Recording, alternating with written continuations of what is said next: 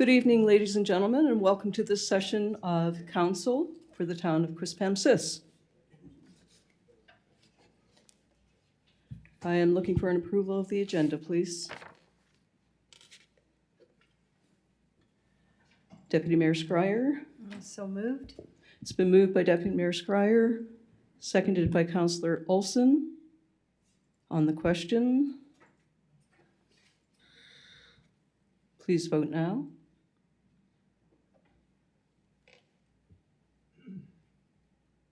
All in favor, I'm knocked off the light.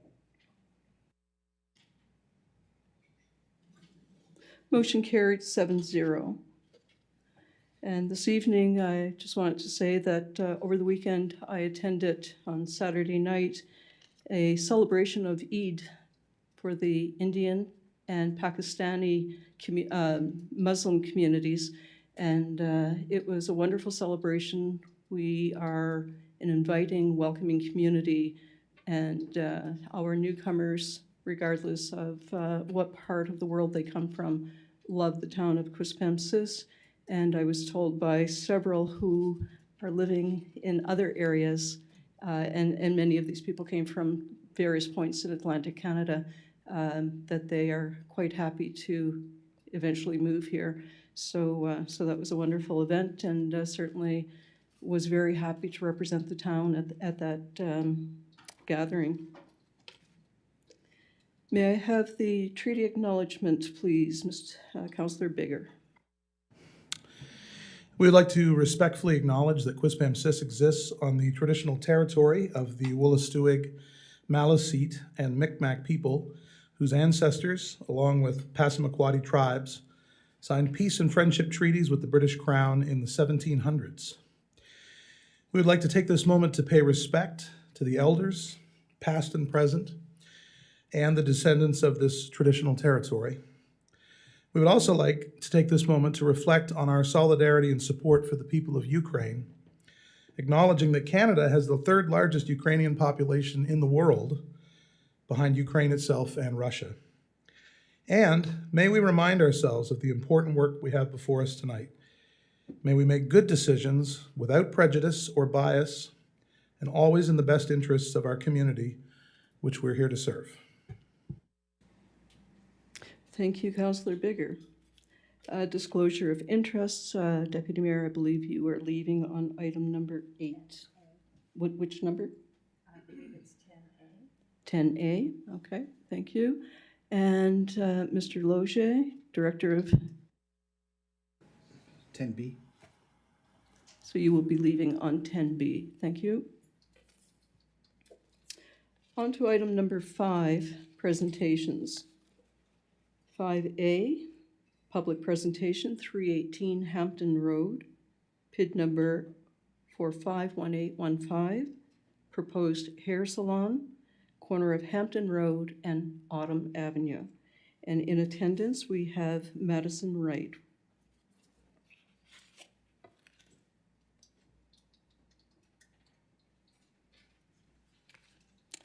Welcome this evening. My partner,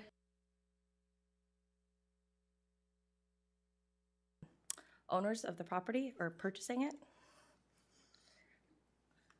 So I'm looking to change the zoning to commercial zoning for the building, as we plan to live in the upstairs and renovate the downstairs to an 8-chair hair salon.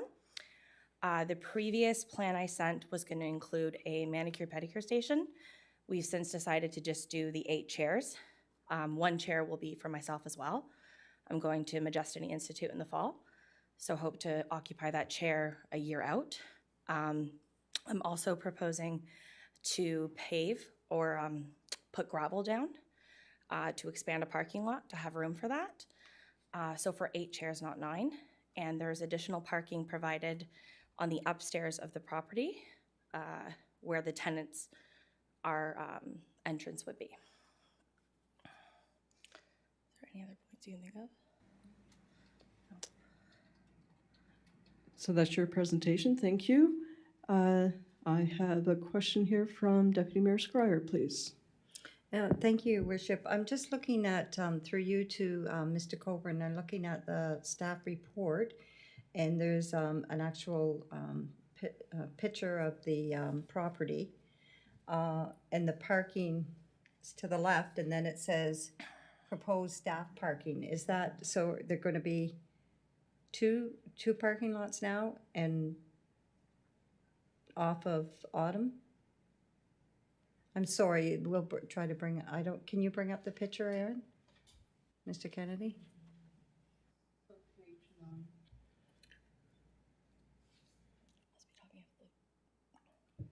There it is. That's it.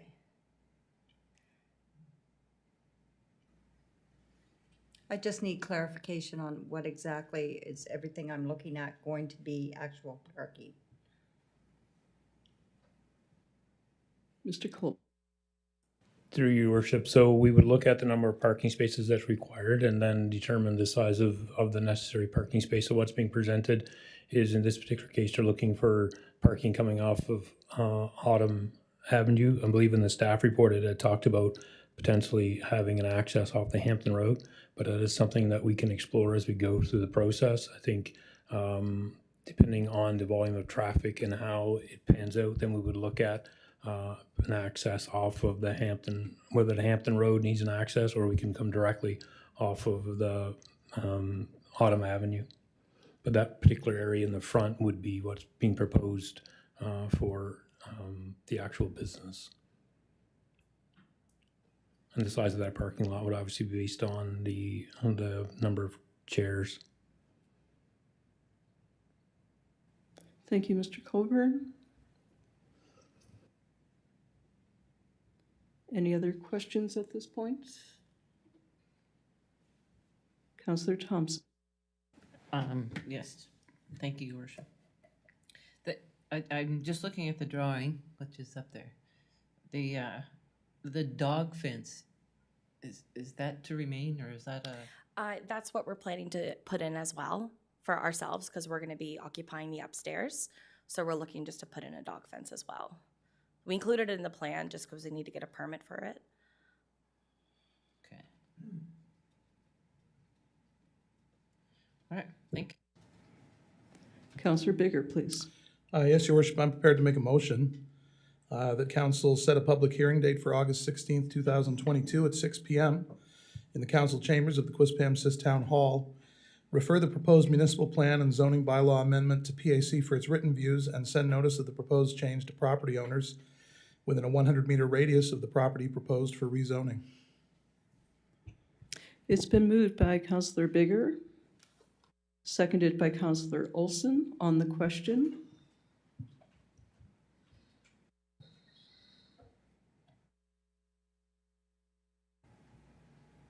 Deputy Mayor Scryer. No. Oh, okay. Please vote now.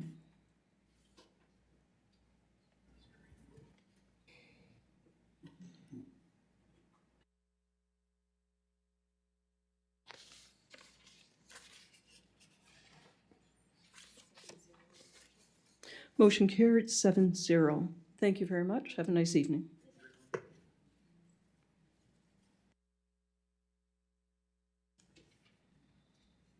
Item number 5B is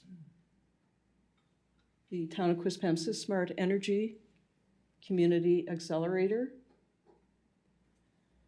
That is the program, and these are the highlights with the document that we've... There we go. There's Mr. Oldfield. Welcome, Mr. Oldfield. Good evening, Mayor Libby, O'Hara, and fellow councillors. It's a pleasure to be here again. Okay, I'll share my screen and get started. So again, thanks for the opportunity to update you on our Smart Energy Community Accelerator and where we are currently with the accelerator with Town of Quispamsis. Can you see my screen? Is that good enough? Yes, we can see it fine. Thanks, Eddie. So today I'll spend the next 10 minutes or so providing a brief overview of the accelerator, the update for Town of Quispamsis, next steps, and maintaining momentum beyond reform. It should be noted that the accelerator is funded by the program funders listed on this slide. This program involves 14 communities, of which Town of Quispamsis is one of those. This includes both Anglophone and Francophone municipalities spread out across the province. Both the small and medium-sized municipalities qualified for this program and are about 2 years into a 2.5-year program. So this program was launched in January of last year. It runs till March of 2023. We are having active conversations with our funders about expanding that program beyond March 2023. Each community that participates in the accelerator received an accelerator plan. The Town of Quispamsis plan includes a set of services, which I'll outline in a moment. And I'll show you our Gantt chart, the timeline for our activities. So early last year, we had started with the initial benchmarking of your community against 10 different indicators, measuring progress as it relates to governance, communications, financials, as well as land use planning, building, energy efficiency, transportation, and more. We are about to launch the re-benchmarking process, which is sort of an annual or biannual thing where we can measure progress against those indicators. We also undertook an economic impact assessment of your climate change and energy plan.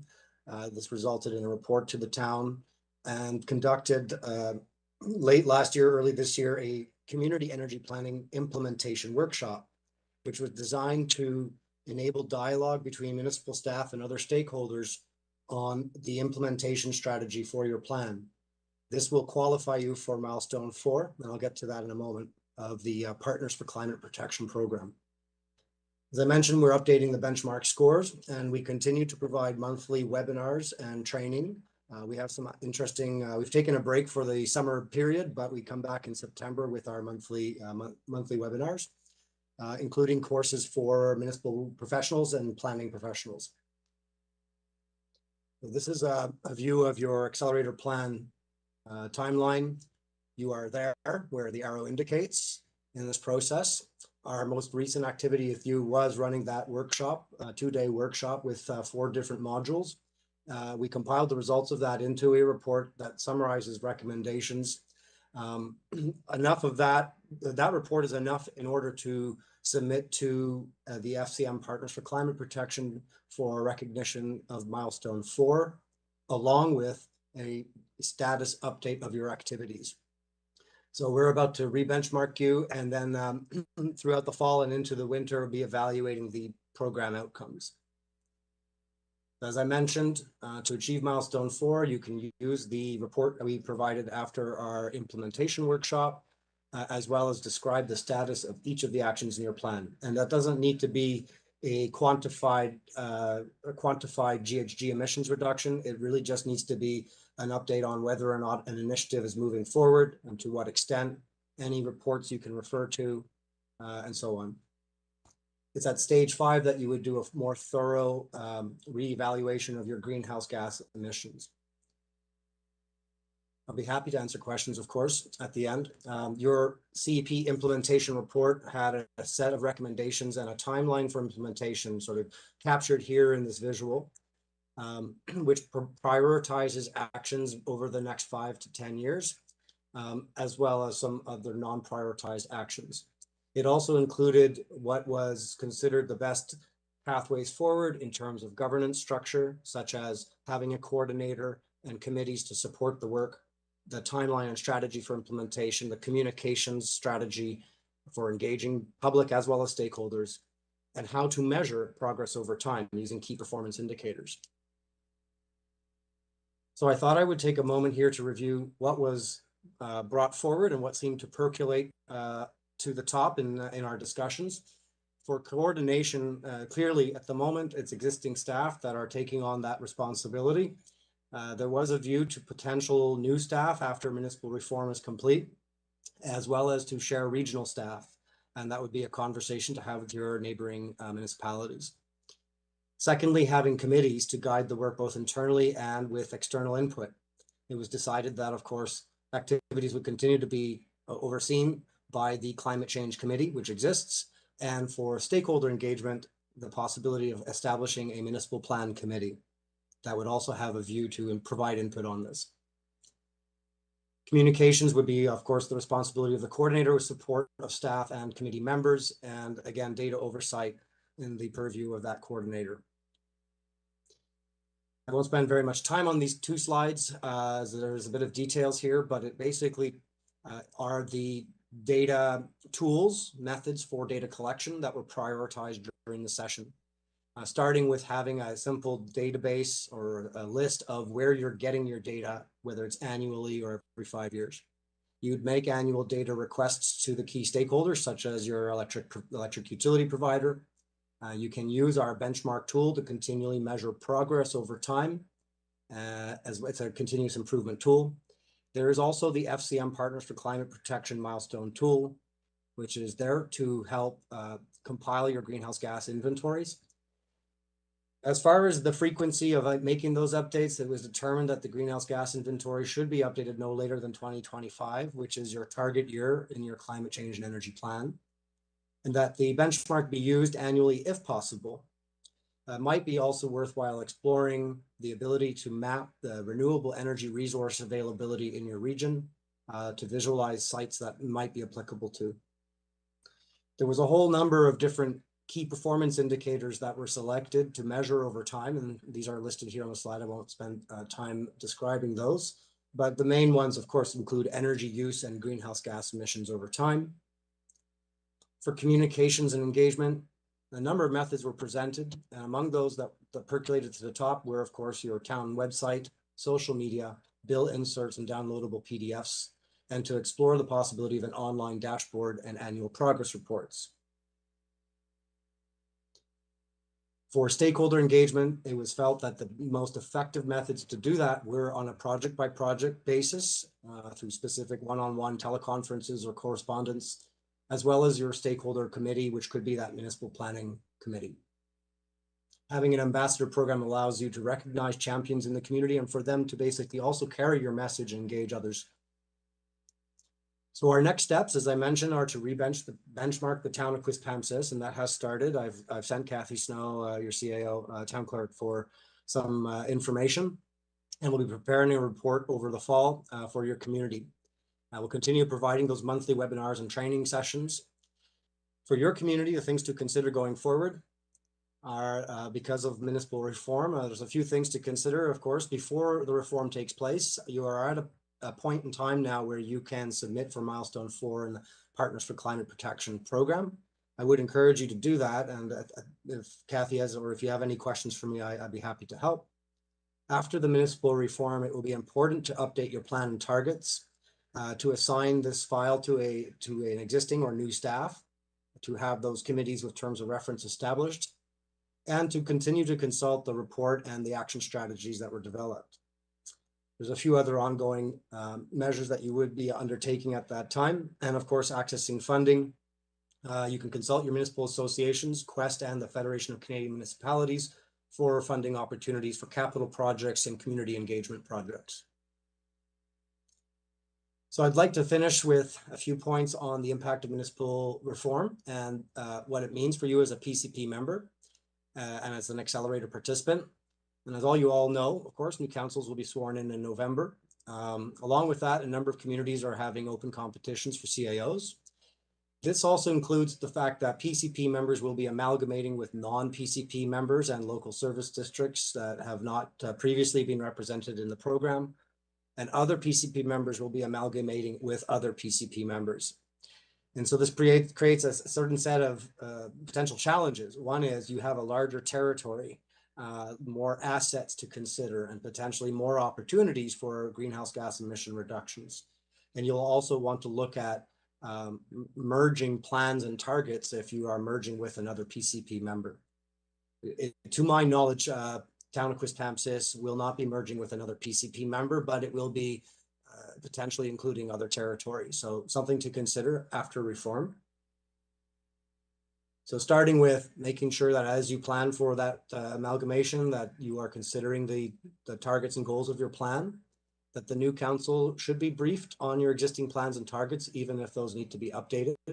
And very importantly, that you update the Federation of Canadian Municipalities as the new municipal entity within PCP and who the lead contact would be.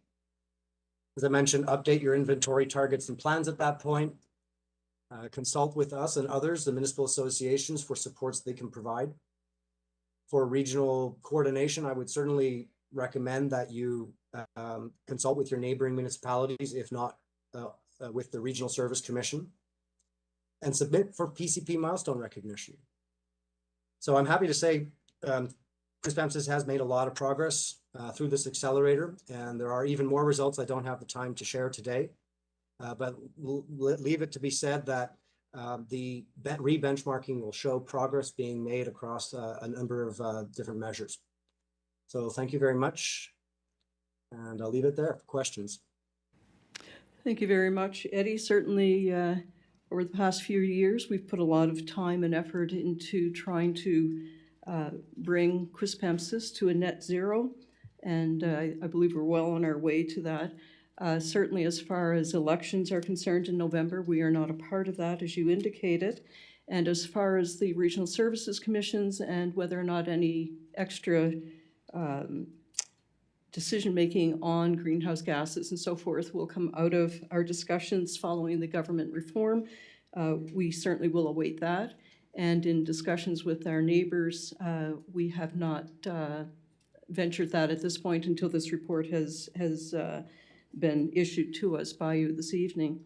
So I'm going to have the chair of the Climate Change Committee first, and then I'll go to Councillor Donovan. Thank you, Your Worship. Thank you, Mr. Oldfield, for your update. I'd just like to reiterate for Council that this is a very demanding point in time for our Climate Change Committee, and I'd respectfully suggest that we're looking at a new employee or sharing an employee dedicated to this.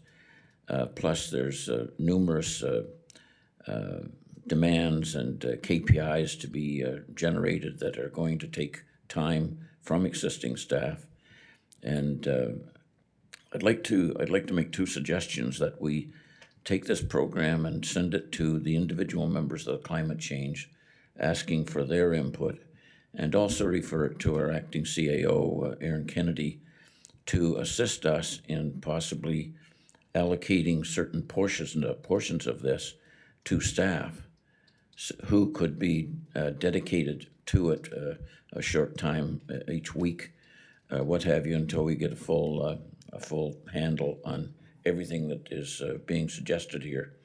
But it's not an easy fix. There's a lot of information that has to be generated, and I know that Mr. Oldfield has given us a wide program of requests, but it's a very complex one to share with everyone here, and I think it'd be prudent for us to make those two steps first, and just collect where we are in the overall process. So I'd like to move those two, Your Worship. So, Ms. Snow, did you get the motion? To refer to the Climate Change Committee members for input. And refer to the acting CAO to look at delegating some of the duties to Responsibilities. the appropriate staff.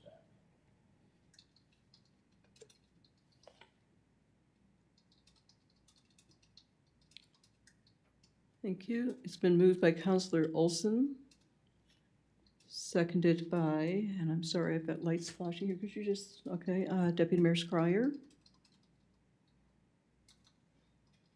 On the question. On the question, Deputy Mayor Scryer. Thank you, Mr. Oldfield, for your presentation. And, you know, we talk a lot about community engagement when it comes to climate change. And I would like if you could share a little bit tonight with the public about savings if our plan is fully implemented, and what that means to our community as far as dollars and cents and how it will drastically change the environment in Quispamsis. Certainly, I'd be happy to. We did an economic impact assessment of your plan to look at what was the potential savings, job creation potential over its lifespan. And what it was determined, looking at your greenhouse gas emissions and your energy use, is that the town of Quispamsis as a whole, and that includes residents, businesses, any industry and so on, are spending upwards of $65 million on energy per year. And in most communities, including the town of Quispamsis, about 80% of that money leaves the town for upstream generators and distributors of energy. And so when you can look at ways to reduce energy use, and thus by doing so, reducing emissions, you're also keeping money in people's pockets. And looking at the town of Quispamsis, and simple arithmetic would tell you that for 1% reduction of your energy use as a community, you could save upwards of 500,000 in the community at large that gets to be spent in the local economy. So of course, your target is much larger than 1% reduction. You're looking at, and I don't want to pull a number off out of my head, but I know it's at least 2 digits. 10 or 15%, for example, can accrue to the municipality up to $10 million in savings annually once the plan is fully implemented. And this is savings that will be right in consumers' pockets. In addition to that, there's the economic development aspect. And so when you are promoting and undertaking energy efficiency projects and other clean energy projects, there's a whole supply chain that provides for that work. So it's all the folks that are providing, whether it's parts and services, materials and labor, and so on, that will benefit from the commitment and the investment that the town is making in addressing emissions and climate change. Thank you, Mr. Oldfield. Councillor Donovan, please. Thank you. I just wanted to say thank you so much for your hard work. It is, it's certainly a difficult file and a difficult task because things are always, changing. I'm not on the climate change committee, but I've talked quite a bit with, councillors from, St. John and, Fredericton and a couple other municipalities. And I think every time I talk to them, they seem to be sort of blown away at the, level of climate change, action that's happening in Quispamsis. I told them that Quispamsis was, from my understanding, one of the first councils or towns in the region to have a climate change committee, and it was well before it was a fashionable thing to do. So I think that speaks to our commitment. And when I was discussing with a member from St. John Common Council, I noticed that they do, I believe, have a climate change officer or a staff member dedicated towards climate change within the city. So I do think finding a way that we could work together with the city of St. John or other municipalities might be a good thing for us, because climate change doesn't just affect the town of Quispamsis. It's a community effort, or it's a regional effort, and I think we could all get a lot more done if we work together on it. So thank you very much. Thank you, Councillor Donovan. Councillor Miller, please. Thank you, Worship, and thank you for the presentation and for all the work the Climate Committee has done. And yes, the climate's in the news quite a bit lately. I just want to make sure that when we're making the recommendations and look what we can do as Quispamsis, as 18,000 people, that we're not overstepping some boundaries.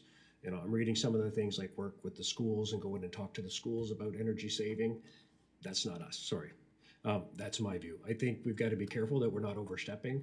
And I like Councillor Olson's comment about see how we can divide it up, because just to add a person, and they've already got a person in St. John, I think if you're doing that, there's a lot of things that the federal and provincial government are doing and other things that it's just look at the costs as well, but to make sure that we're not overstepping and duplicating things that are already being done. Because like I said, when I read through the recommendations, they're great. But again, like I said, us helping the schools, that's just me personally. I think there's people doing that, right? So just be cautious. But I do like the fact that we see what we can divide out. But Councillor Donovan's comment too, St. John's got one as well. So I'm for this, I'm not for a full-time person right now when I read the article. That's all I'm saying. Thanks. Thank you, Councillor Miller. There is a motion on the table, moved by Councillor Olson, seconded by Deputy Mayor Scryer. On the question, please vote now.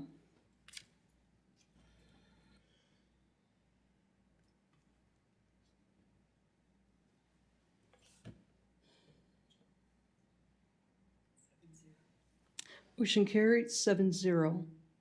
Thank you. Item number 6, public hearings. There are none this evening. Item number 7, minutes of previous meeting.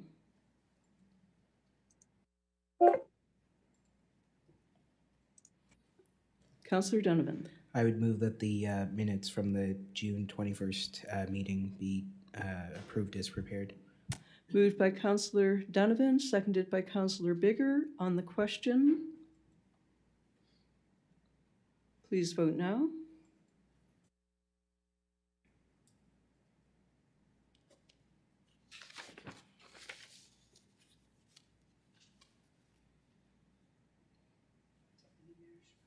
Deputy Mayor? Yes, in favor. Motion carried 7-0. Item 8, unfinished business, 8A, Hamel Drive Developments Limited, PID number 173732, previously Master Enterprises Limited, application to amend CPA development agreement adjacent to Route 119.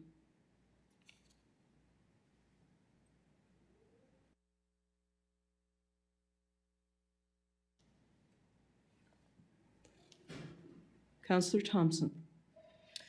Thank you, Your Worship.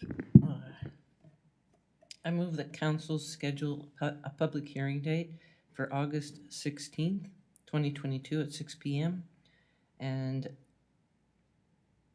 an amended public notice be published on the town's website indicating the total number of units is 124, and the amended notice also be issued to the property owners within 100 meters radius of the property proposed for amendment. Thank you. It's been moved by Councillor Thompson, seconded by Councillor Bigger. On the question, Councillor Thompson. Oh.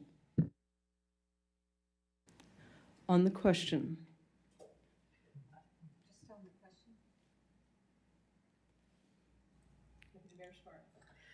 Just on the question for the motion, I'm just wondering if that the town website should indicate the total number of units that are currently approved, and then the number of units that they're looking to have, so that the public may see the actual increase. It's up to Councillor Thompson if she thinks that. Thank you. I just thought it might be clearer. It might be clearer on the motion as to exactly what we're doing. I will defer to the clerk.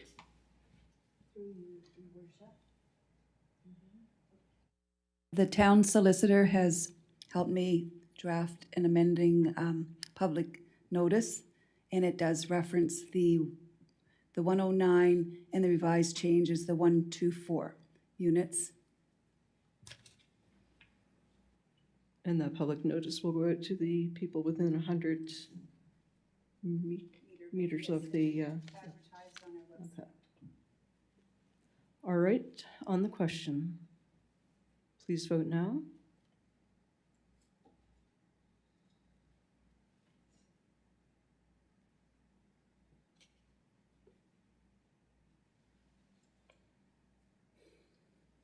Motion carried 7-0. Thank you. Item B, 8B, ratification of email poll for the budget schedule.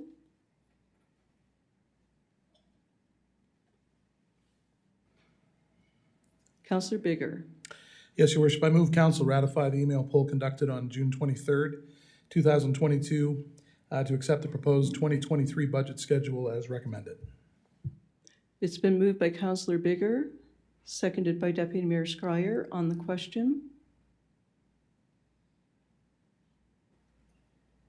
Councillor Olson on the question, no? Councillor Miller?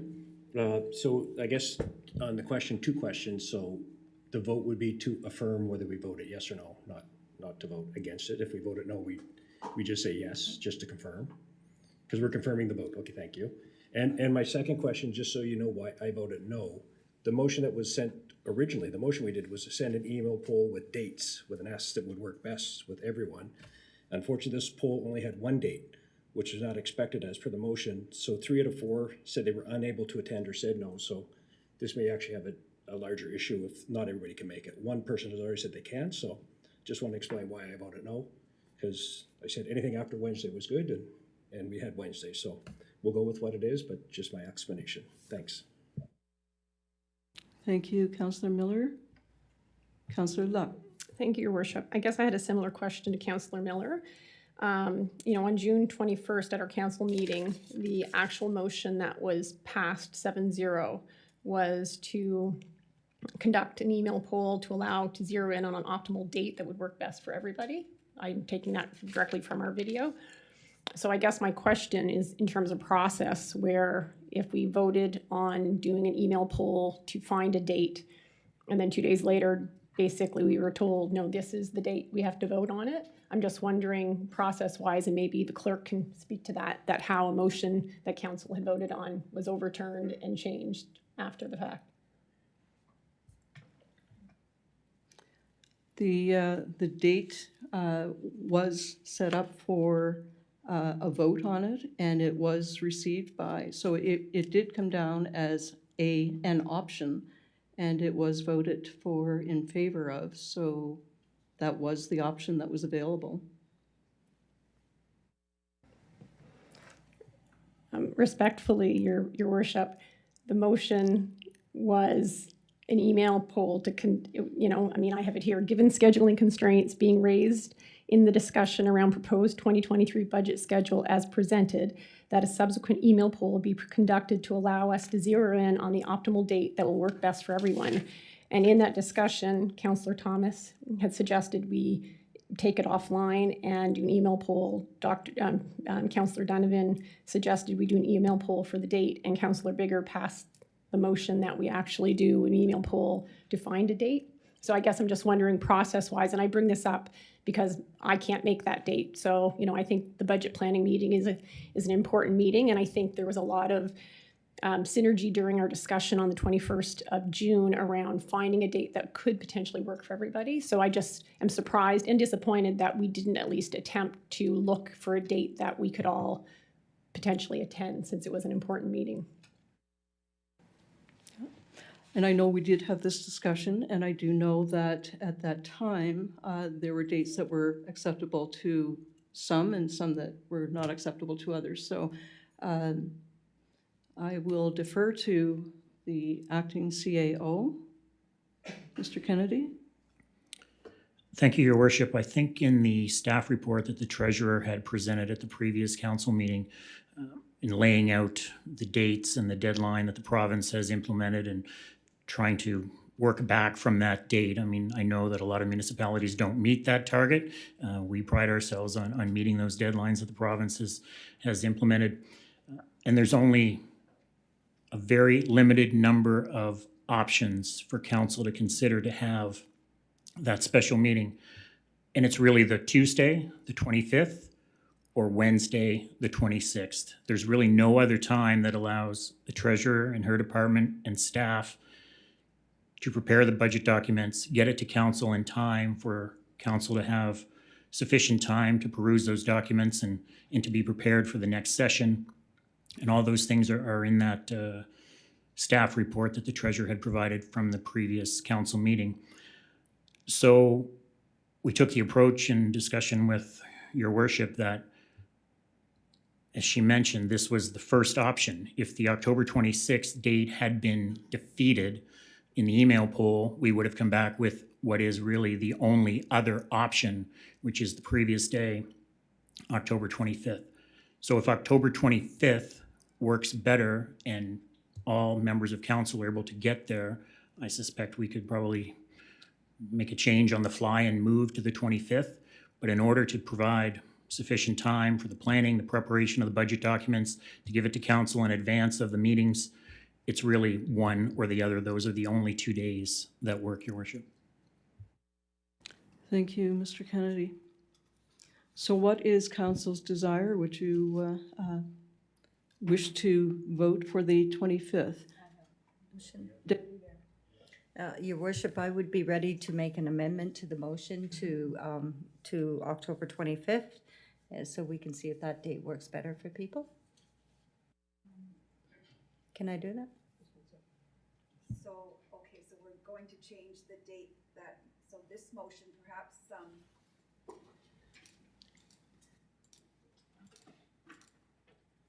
I'm just thinking out loud as to if we should rescind perhaps the motion that was made via email poll, and then we'll just do a new motion setting the Tuesday date. How is that? So this was passed via email poll, so just a motion to rescind this motion. Thank you. Deputy Mayor Scryer moved to rescind the initial motion. Now I'll put a forth motion. Let's get a seconder first. Oh, yeah. So it's been moved by Deputy Mayor Scryer to rescind the initial motion and seconded by Councillor Donovan. On the question. And I'll just take a show of hands. Okay, show of hands on that, please. To rescind. To rescind. So we're rescinding. Special meeting date, and we're gonna change it to Tuesday. Do we have, so we have 3 over here? So Everybody's in favor, yeah. Councillor Locke, are you in favor or against? For the rescinding?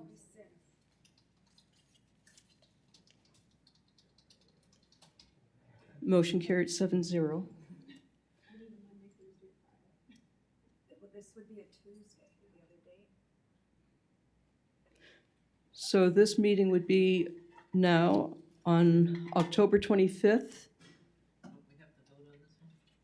We do. Deputy Mayor Scryer. And I would move a new motion for the budget meeting to occur on October 25th. We haven't voted on. Yeah, we did. Show of hands. Oh, show hands. It's been moved by Deputy Mayor Scryer, seconded by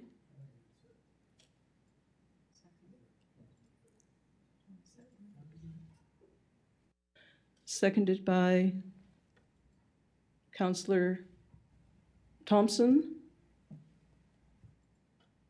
to hold the meeting on, I think you have that wrong. I think it should be the 20th. October, that's Tuesday, the 25th. Okay. Yep. On the question. Councillor Luck, please. Thank you, Your Worship. I didn't bring it up to derail the meeting. I guess I was bringing it up more so as a process question because the actual motion didn't actually follow through with what was the intention. I know in that meeting it was mentioned that Mondays and Fridays, because we've gone to a 4-day work week, some staff may not be available. I think by then the pilot is over. So I'm not sure if, I guess one of the requests that we had as council is for those that are working and, in the middle of the week, it makes it a challenge if you're traveling to have it at the beginning or the end of the week so council can actually attend a full day meeting during traditional business hours.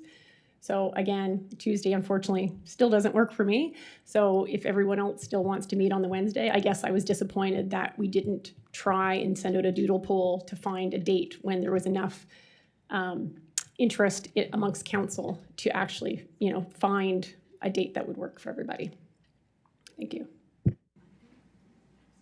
Thank you, Councillor Luck. And the 4-day work week does go to the end of October.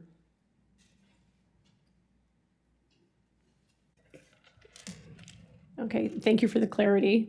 I know that when we did pass that motion to pilot it, we also agreed that it wouldn't impact. So I'm hoping that's not why we can't meet on a Monday or a Friday, because we did discuss how we didn't want to change the 4-day work week with staff and have that affect the running of the town. So hopefully that's not why we have only 2 options to meet for budgeting.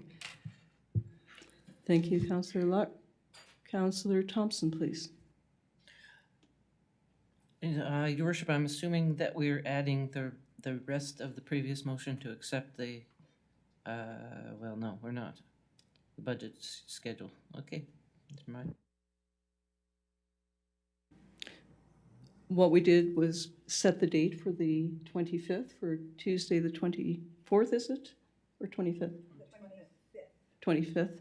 And on the question,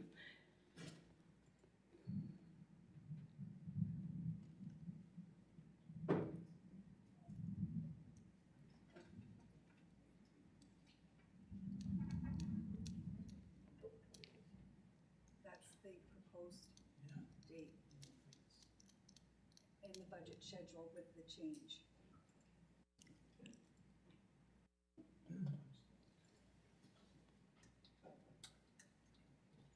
are the votes all in?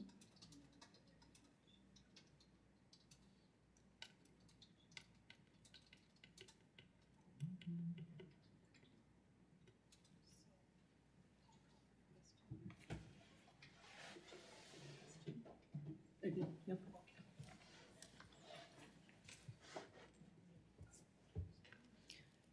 On the question, and the results are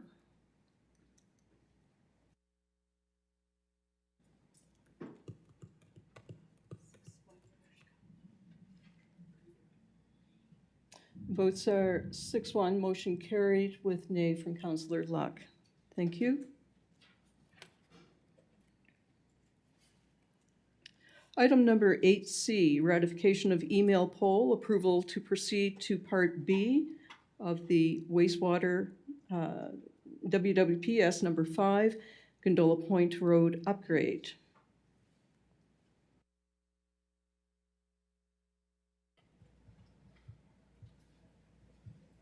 Councillor Olson, please. Thank you, Your Worship.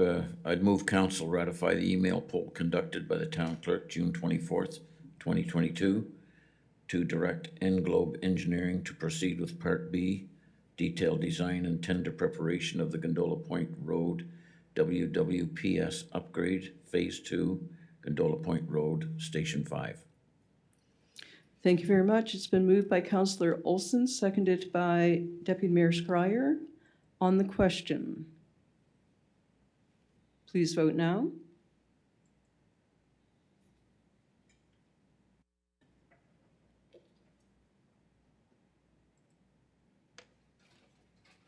Motion carried 7-0. Item 8D, ratification of email poll, consulting services, RFP 2022 TQ04-15, development of a fleet asset optimization and replacement study. Deputy Mayor Schreier?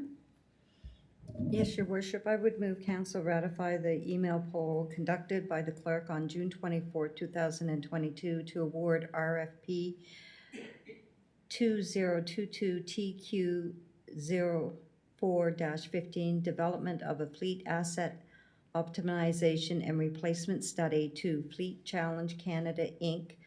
for the upset fee of $44,555 plus HST, and the town staff be directed to meet with the consultant as soon as possible to complete this project.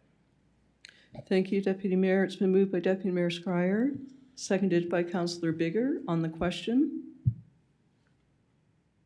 please vote now.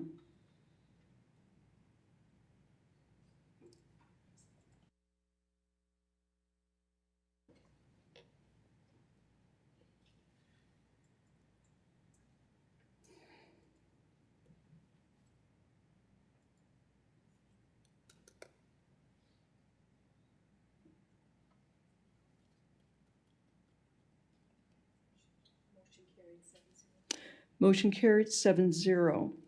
Thank you.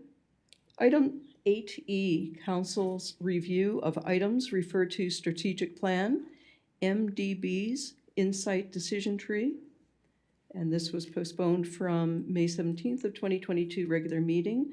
MDB's Insights proposed recommended actions and most current actions are included as proposed motions as a starting point for council's discussion.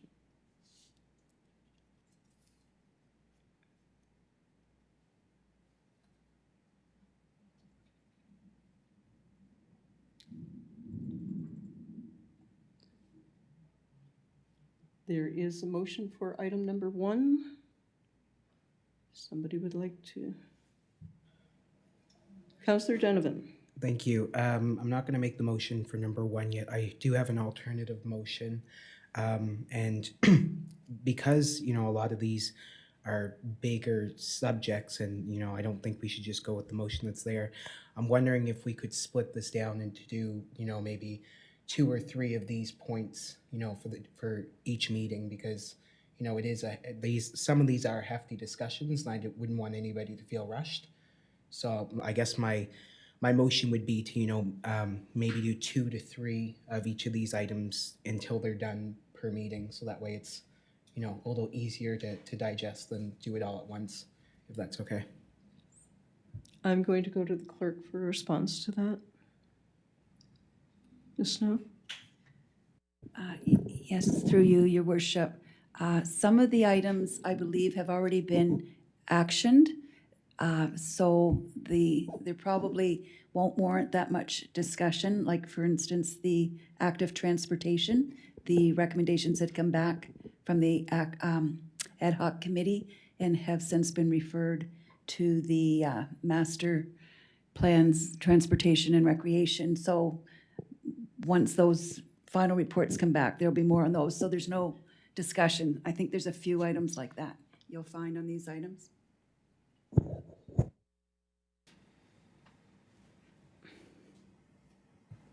Councillor Luck.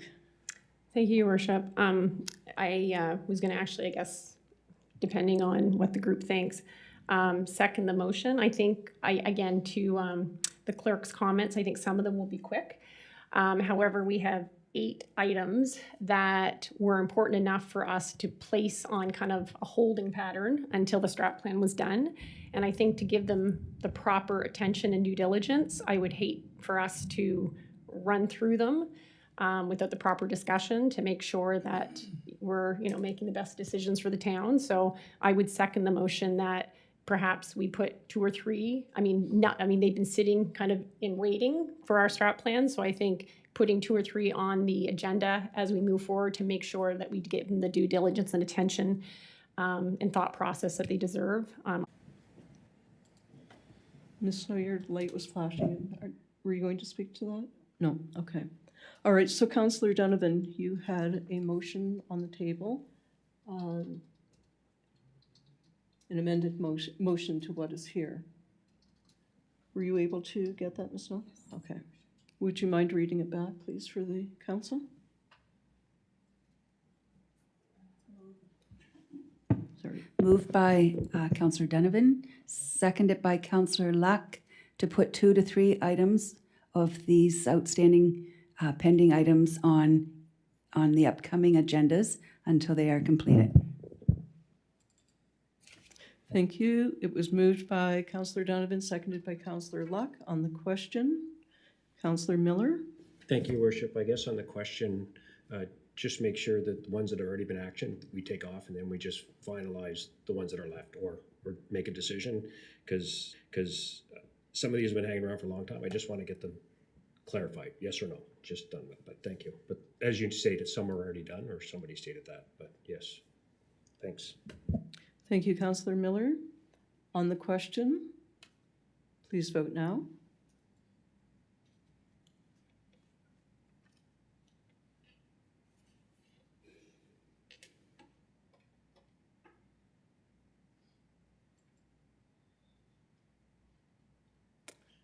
Motion carried.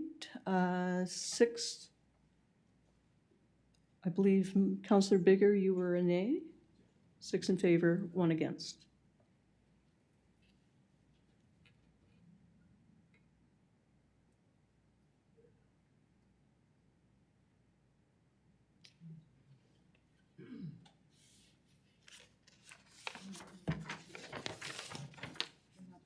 Moving on to item number 9A, correspondent.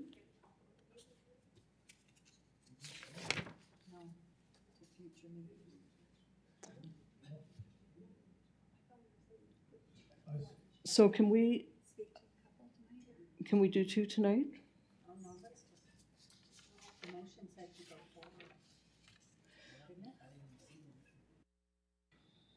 The motion says, I don't have it here on mine. Ms. Snow, would you please read the motion again? Well, the wording might need to be adjusted. Councillor Donovan can clarify the intent. I thought it was his intention to do a couple tonight, but perhaps he could confirm. That was my thought. Okay, that's perfect. Councillor Donovan, was that your intent? Yes, okay. Perfect, thank you. Okay, so we will go back to, and are we doing these in order? So we'll take number 1, and number 1 is the proposed smoke-free places bylaw number 060. So proposed smoke-free places bylaw received first and second reading February 18th, 2020, and at the April 20th, 2021 regular meeting, Council referred this matter to the incoming council to review as part of the town's strategic planning exercise. Councillor Luck. Thank you, Your Worship.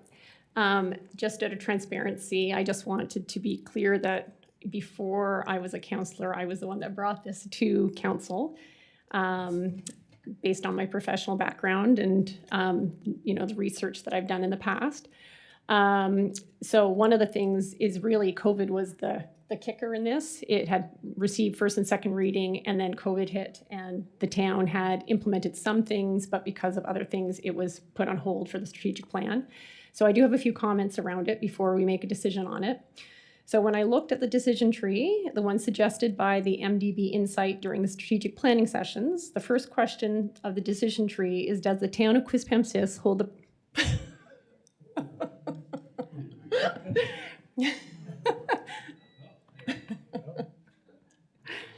Okay. Oh yeah, we probably are offline. Okay. So does the town of Quispamsis hold the primary mandate to address this matter? I interpret this through the lens of the New Brunswick Municipalities Act, which states that council has the authority to promote health, safety, and the welfare of our inhabitants or our residents. So I strongly believe showing leadership in creating a smoke-free spaces in our town is part of our responsibility and very much part of our mandate. On the Government of Canada website, they are committed to achieving a net zero emissions by 2050, but they state this goal will require support and engagement from all parts of society, including provinces and territories and cities. This is no different than the federal government's goal of decreasing our smoking rates to 5% by 2035. It takes a village, or a town in this case. So evidence and experience has demonstrated that to succeed in the fight against tobacco, it takes a comprehensive approach, not one thing working in silo, but various components working in tandem, such as legislation, taxation, prevention, cessation, health promotion, policy from all levels of government. We know that tobacco kills over 48,000 Canadians per year, making smoking the #1 preventable cause of death in Canada. I would like to think this does fit the mandate of promoting health, safety, and the welfare of our residents as per the New Brunswick Municipalities Act, especially since we know that even if you don't smoke, just being near someone who is smoking puts you at risk. There is no safe level of exposure to secondhand smoke. Secondhand smoke is extremely toxic. It contains over 7,000 chemicals, with over 50 known to be cancer-causing. Research also shows secondhand smoke kills approximately 800 Canadians per year. Secondhand smoke also triggers asthma attacks, causes nausea, dizziness, coughing, headaches, sore throat, sore eyes, and nasal irritation, and these are just the short-term effects. And the Center of Disease Control states even briefly breathing secondhand smoke can damage the lining of blood vessels and cause your blood to become stickier, increasing risk of heart attack. So creating a smoke-free outdoor space will protect Quispamsis residents from these risks associated with secondhand exposure, especially children. Smoke-free policy also helps prevent children from thinking smoking or vaping is a normal social activity. If children don't see adults smoking or vaping, they are less likely to begin themselves. New Brunswick has a high prevalence of tobacco use, as well as youth vaping rates that are higher than the national average. Research shows that when smoking bans have been implemented, smokers have chosen to quit or cut back. So back in 2021, when our previous HR manager presented on this topic to our previous council, she did note that even though it was put on hold due to COVID, they continued with part of the project, which was offering smoking cessation medications to employees.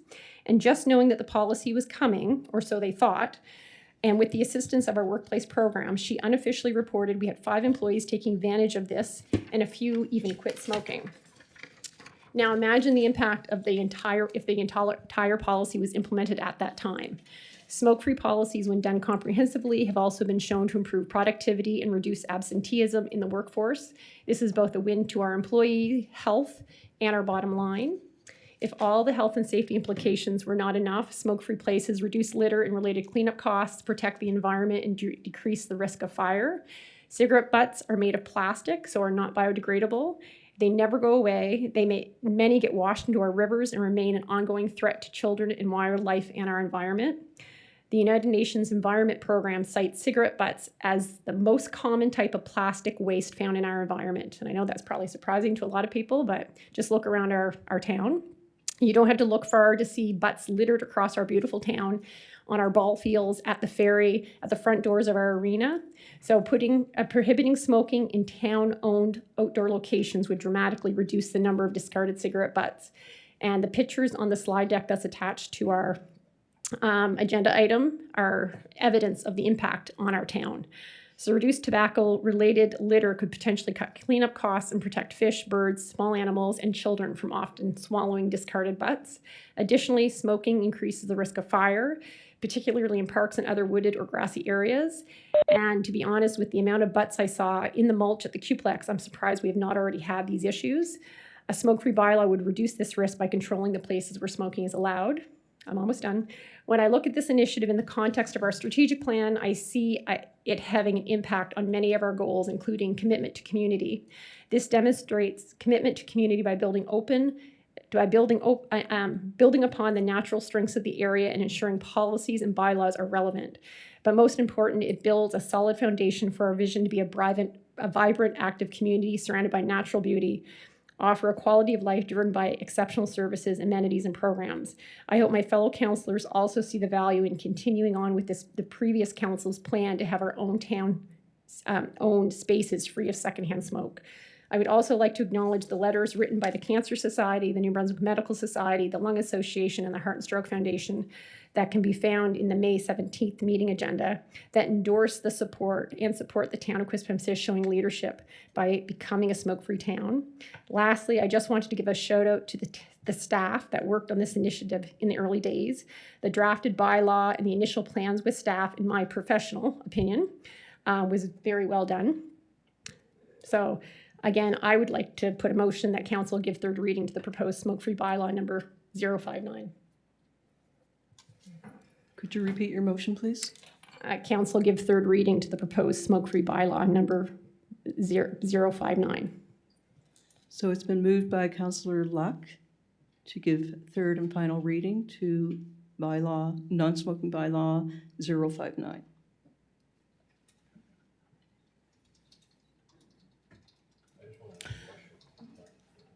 Councillor Bigger. I have a point of order, actually, to raise about that. Notwithstanding any of the information that Councillor Luck has brought forward, I don't believe we can proceed with a third reading of a motion that this council was not privy to the first 2 readings, because it would, and I've consulted with our town solicitor on this, and although he hasn't returned an official word on it, the sense is that it would be in the best spirit of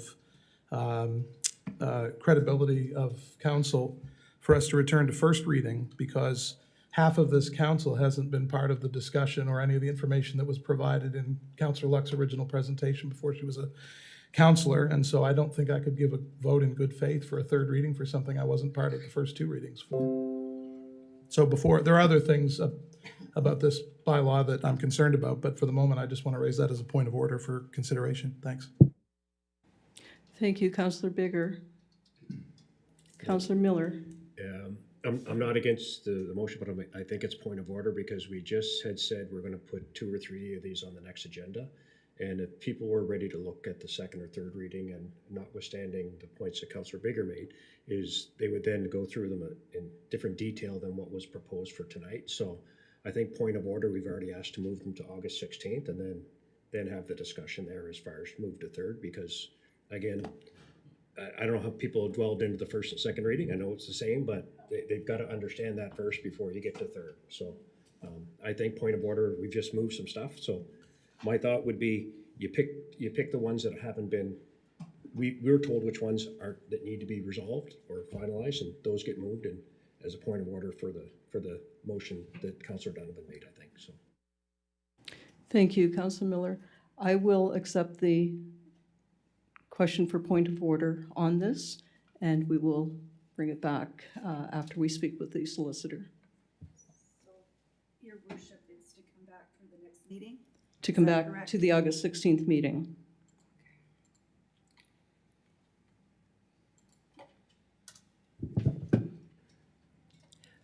Thank you, Your Worship. I just want to thank Councillor Bigger and Councillor Miller. I guess I'm fine with moving it and having more of a discussion. My intent was for it not to basically be squashed as per the MDB Insight suggestions. It is an Ontario firm that didn't actually know how to pronounce Quispamsis, so I really would prefer our council have that decision on if we go forward. So I appreciate the discussion, and I'm totally fine with that. Thank you, Councillor Locke. Councillor Bigger, please. Thank you, Your Worship. I just want to clarify too that I just want to make sure I understand then what we're going to do here, because as per Councillor Miller's sort of comments, what are we deciding here? To just wait until the next meeting and then just go ahead with third reading at that point? Is that what we're talking about? Because my contention is that we need to start over again. Because we need to be able to, all of us, be on an objective, even keel with the information that would lead to the council making any adjudication about something like this, especially something that has the potential to be as sweeping and sort of a blanket policy. And I mean, as I say, I have other concerns about this just from sort of more of a libertarian perspective. But I don't support. I think everybody should try to quit smoking that smokes. But so I just want to make sure I understand. I'm not interested in delaying this for 30 days. I can tell you I'm opposed to it right now, but I won't feel differently in 30 days. I'd like for us to all have the opportunity to see a collection of sort of third-party facts and figures that would, I just feel we need to begin the process again. That's what I'm saying. I don't think we can, in good faith, when the last council, for whatever reason, decided to kick this to the next council, I don't really believe they had any right to do that, frankly. That's just my opinion. That's with I'm not casting aspersions on anybody, but I don't believe they had any authority to say anything the next council would do. That's for the next council to decide. And so I think that the only thing we can do in the interest of credibility as a council making our proper adjudications is to say, if this made it to second reading and didn't get over the hurdle, then if we want to consider it, we need to introduce it again and start again. Thank you. Thank you, Councillor Bigger.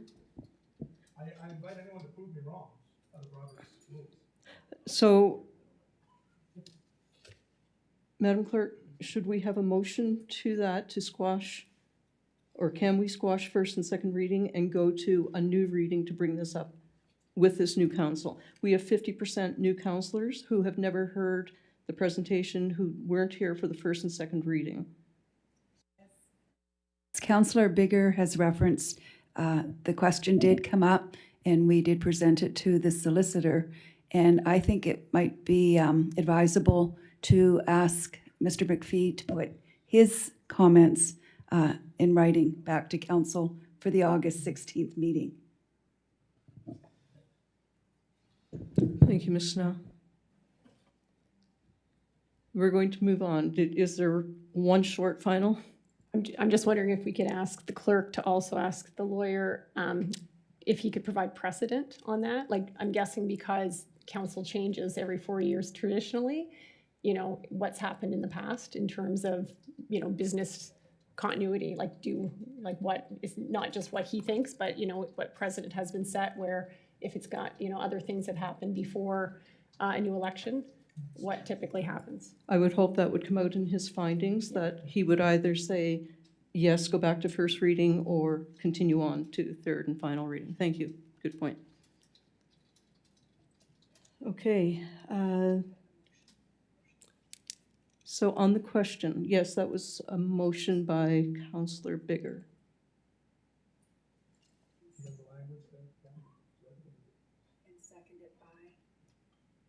Did we have a seconder on that? I'm sorry. Councillor Miller said he would second that.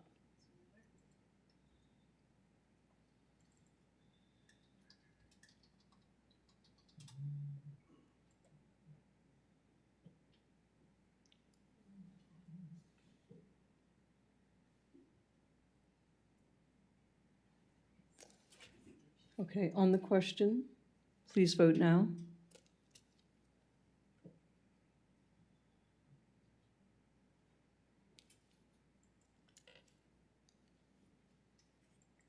Motion carried 7-0.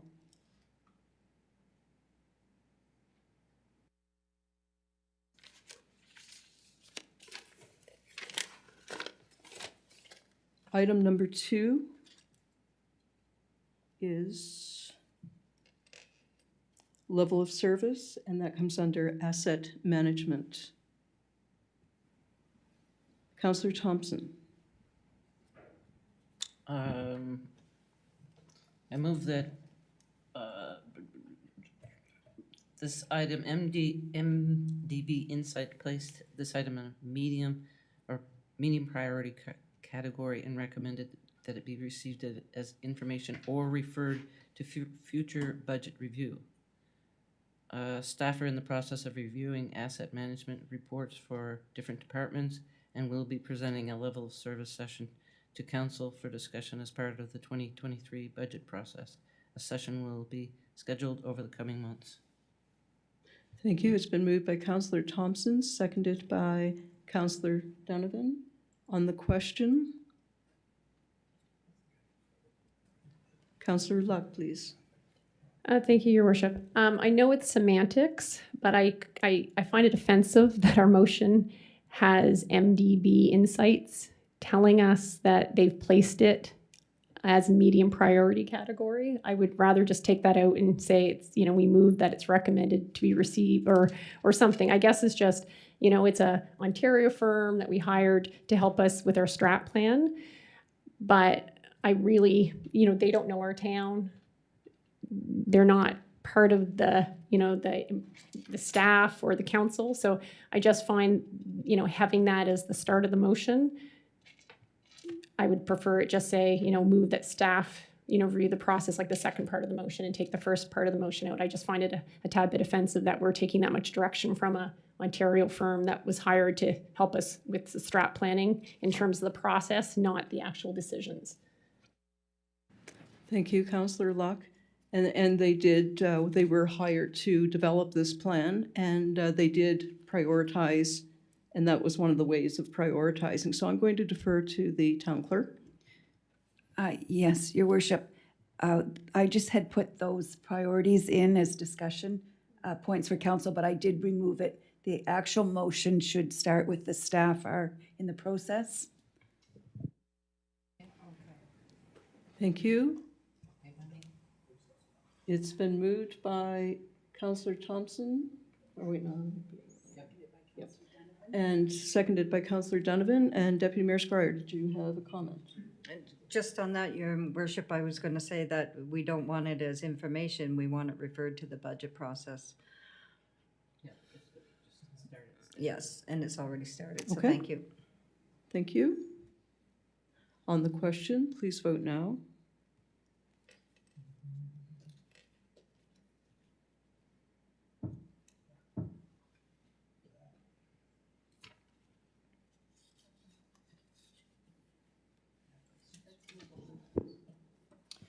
Motion carried, 7-0. The clerk has recommended that we go to item number 6.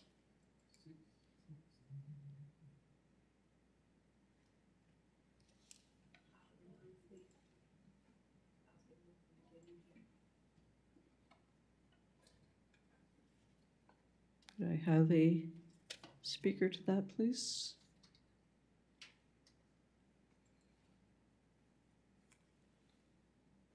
Councillor Thompson. Thank you, Your Worship. I move that this item, I guess it's been already actioned. However, as this item has been referred to both the Transportation Master Plan and the Recreation Master Plan, and any further recommendations will be coming from those two final reports. Thank you. It's been moved by Councillor Thompson, seconded by Councillor Luck. On the question, please vote now.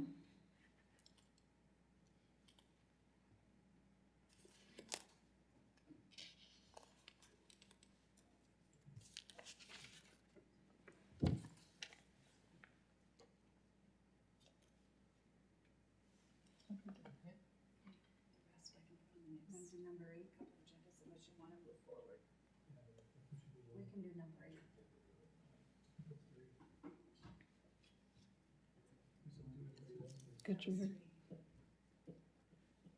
Are we good? So that one was carried 7-0. Deputy Mayor Scryer's recommending that we do number 8 since we just had Eddie Oldfield here. And Deputy Mayor Scryer. Yes, Your Worship.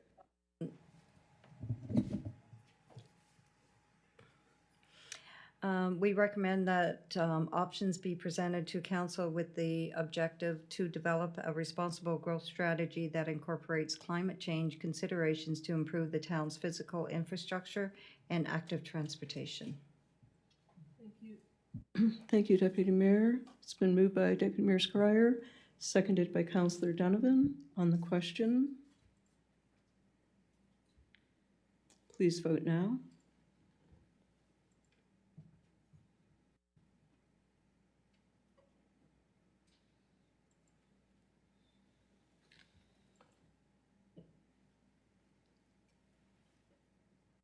Motion carried 7-0.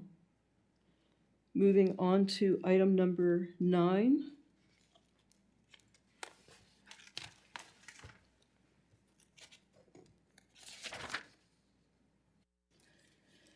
Correspondence, Miss Ashley Fraser, speeding motorist, Cedar Grove Drive, request for traffic calming device, Miss Fraser in attendance. Mr. Fraser in attendance. I get that all the time. Welcome, Mr. Fraser. I didn't want to confuse you. I don't need to use this. You have 5 minutes for a presentation. Perfect. I just want to bring the attention, I've lived on Cedar Grove Drive. I live at 56 Cedar Grove Drive. I lived there for 20 years. Speeding's been a problem on that street. I've talked to many neighbors. Probably wasn't an issue before they cut it through, but it's now used as a shortcut. Pettingale, if you leave Pettingale where it goes into Cedar Grove Drive and head up towards the lights and up to McCarran, it's 2.6 kilometers. And you have 2 sets of lights. If you cut through Cedar Grove Drive and head up Ruth, it's 1.4 kilometers, no lights. 1.6 kilometers if you go up Krista. They use it for a cut through to hit the highway, but also the school. I know the traffic calming policy or the document, there's 3 major things. One is traffic volume. The second one is speed. Do you need me to use it? Okay. The second one is speed. And I believe, give me a second here, what the third one was. Oh, is a cut through. If you cut off Krista and Ruth, there'd be no traffic on that street. It's used as a cut through. Probably 80% of the vehicles use it. Speeding, it's getting ridiculous. I have a grandson. I worry about him. All the other kids on that street. I've stepped in front of vehicles. I've stopped them. Tonight, I stepped in front of one tonight. I've called the cops 3 times in the last 3 days. I've talked to one homeowner that one of the vehicles come from, but most of these vehicles don't live in our neighborhood. I've probably started 2 or 3 reports with the Rothsay Police. I do have a good rapport with them, as I used to do law enforcement myself. I know the town has set up, or someone has set up, devices to track this, to see, I don't know what they're for, but I assume traffic volume and traffic speed. I'm not sure, I've never seen those results, but I could easily, with a few people, prove to you exactly what I'm saying here. I worry about the kids right now. At the end of the day, if you're speeding, you're doing 50 on a 40-kilometer street, which that is, and you slow down when you've seen someone, I could give that a rest, but they're speeding constantly. I know our police force, we pay a lot of money for our police force. I think we're wasting their time by me calling, which I'm going to probably start doing every time I see it. I get the license plates and I give it to them. They have other things that they need to be done except for staying on Cedar Grove Drive and watching for speeders. I know there's traffic calming devices up in Queensbury, I believe. I've used them all. I work in this community as well as live here. I'm on your streets all the time picking up all your roadkill that people hit because they are speeding. Queensbury, I've hit the speed bumps, they're all right. The new traffic calming policy or whatever devices they have, they are excellent. I've gone through there 10 kilometers an hour because you're scared that they're going to hit your vehicle. I don't know how many police reports I have to file to get something done, but it is clearly a cut through and they're clearly speeding. I've talked to several cops. It's tough to get a radar there because you have to be, I believe their LiDAR has to be online, and their other device picks up the license plate. Most cars are made of plastic, so they need metal, and most cars don't have license plates in the front now. So I just ask that you have your town and the works department consider using traffic calming measures. I've talked to many neighbors. I did not get a petition. There is one neighbor here. I had another one willing to come. I guarantee if I walked that street, I could have had most of them. Even the ones that their kids are speeding would have come, because it's getting ridiculous. And that's all I have. I thank you. If you have any questions, I will take them. Thank you, Mr. Fraser, and certainly that is one of our worst issues in the town of Quispamsis would be speeding. And it's our neighbors who are speeding, and unfortunately, it's happening, and it happens again and again. And yes, the police have been called out many a time, as you've done yourself, and I can ask the Director of Engineering if he could speak to that, as to whether or not it would be appropriate to put calming devices on your street, or whether that would come in the 2023 budget. I can't speak to it myself, but I will ask Mr. Logier to do that. If it wasn't a cut through, I'd talk to every neighbor, but I would say 80% of the people traveling are cutting through. I have no access to that. I have no issues going to every neighbor and stopping it, but I don't have access to that, so.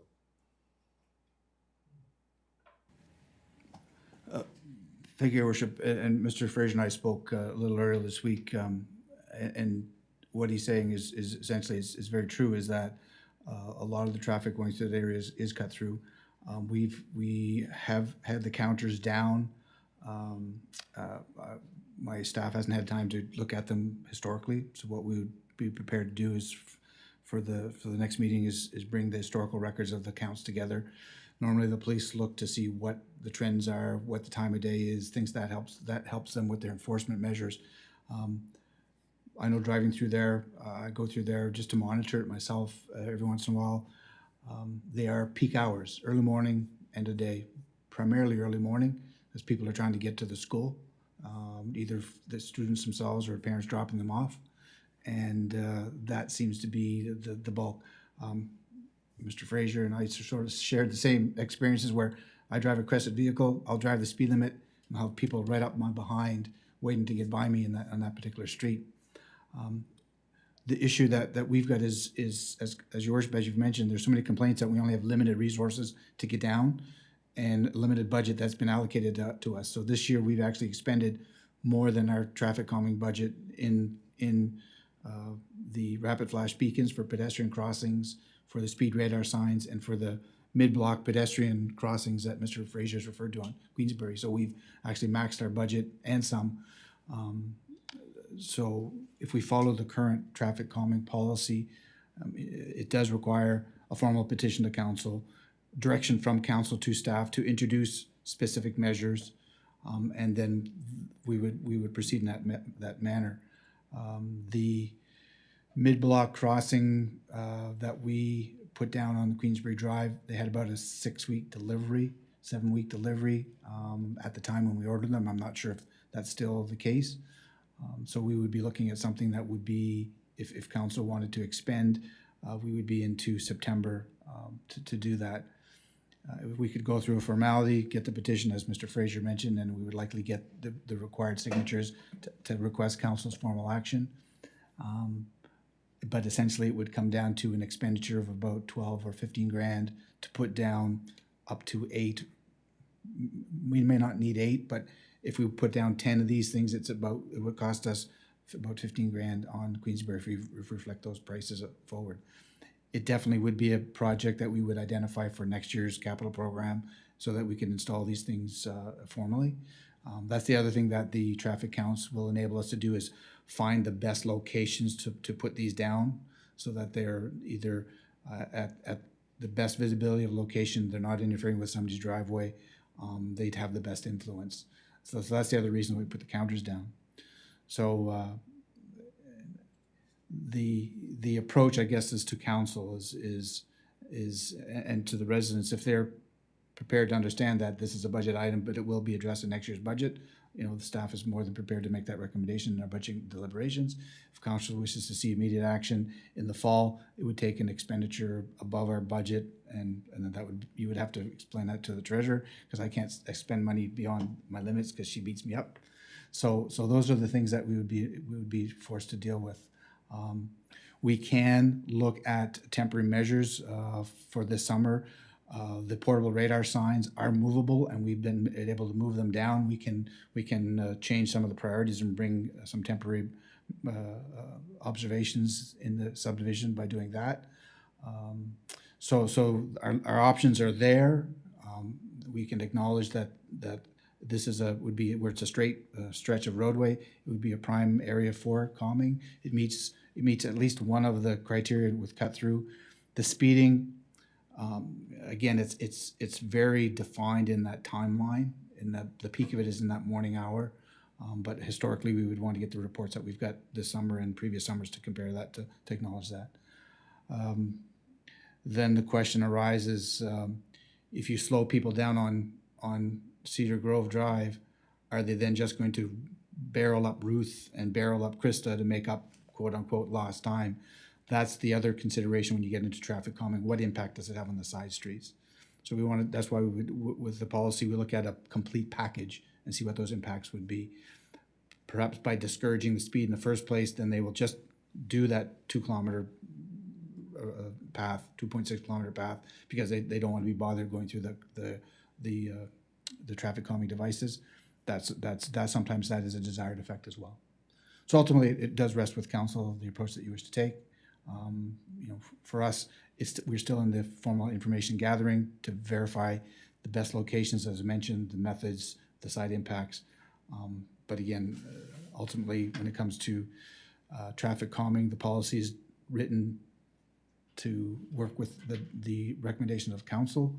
And when it comes to municipal operations, council is the authority that allows staff to go over our assigned budgets. So the request rests with you, Your Worship. Thank you, Mr. Loge. Councillor Luck, please. Thank you, Your Worship, and thank you, Mr. Fraser, for bringing this to our attention. As the mayor had mentioned, this is probably the #1 complaint that we hear.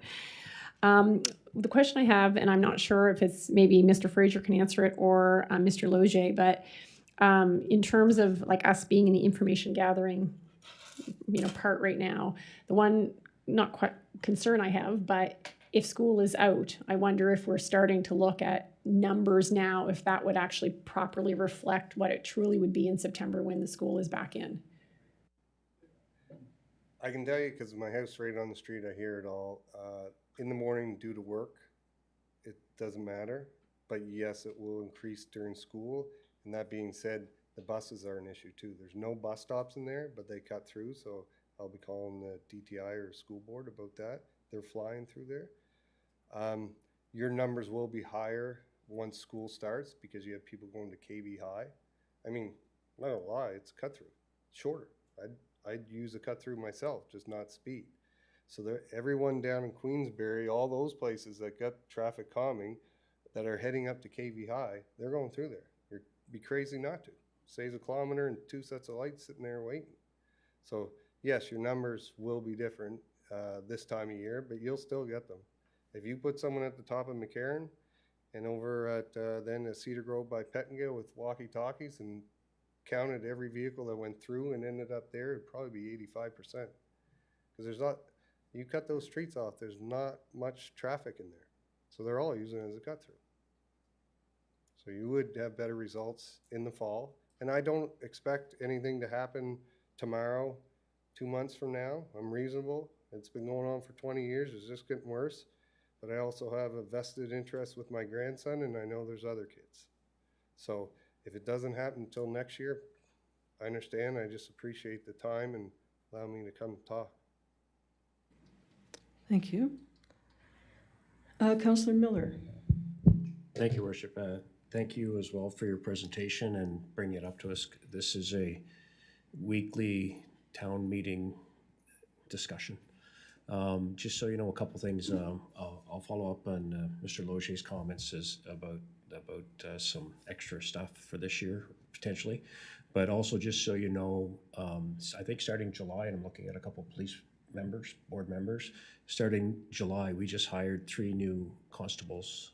Maybe using the wrong word, but police officers, particularly specifically because of speeding, and that will be their job. So for now, please call. We have done we'll have a study finally done and recommendations from Queensbury, because we've done, as you've seen, we've done the bumps, the new things and the diagonals. But I mean, I would also, and I don't know if I want to make a motion, I want to hear people first. If Mr. Loger said that there are some things that he can order that we may get here, because every year we talk about this, but also every year it gets later and later to try to order them. These are things I think we need to have in our arsenal that we can bring out specifically in it. We know where the areas are, and there's temporary measures that we can do to slow people down as well. So I do thank you for bringing it to our attention. Quite honest, you know, I've lived here for a long, long time too, and I agree with your assessments. I could be wrong. I think you're one of the first people from that area actually to come to council that I can recall. But thank you, and I'll wait later if anybody has any other questions about what potentially can be done or ordered for this year, and because Mr. Loger would have to have the financial okay. So thank you. Thank you, Councillor Miller. Deputy Mayor Schreier. Thank you, Your Worship. Thank you, Mr. Fraser, for your presentation. And I'm quite familiar with that road, having lived in Woodley Park for many, many years, and knowing the traffic patterns going down there.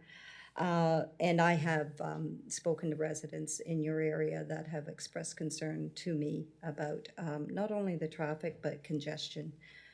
During pandemic, we were very fortunate to see people be able to take advantage of Ritchie Lake, and which caused a lot of traffic congestion, and people weren't able to get out of their driveways. And so there was a lot going on down in Ritchie Lake over the last couple of years. One of the items that we didn't get to tonight that I had put forth to council was to regarding scenic routes in our town. And your street was identified, that I had identified as a potential scenic, because it is. Ritchie Lake is very important to us in the town of Quispamsis. It's the meaning of Quispamsis, Little Lake in the Woods. And so that whole area is very picturesque. And I know the road is windy as well, which you worry about speed. So I'd be very prepared to put a motion forward for council to come back to, our staff to come back to council at the next meeting with temporary and long-term measures, suggestions for council review.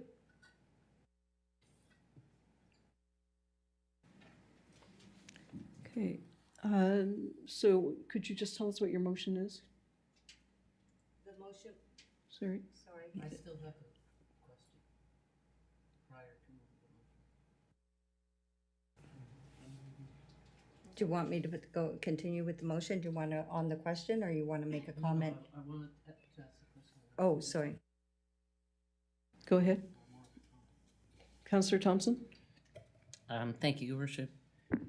And thank you, Mr. Fraser, for your correspondence and presentation.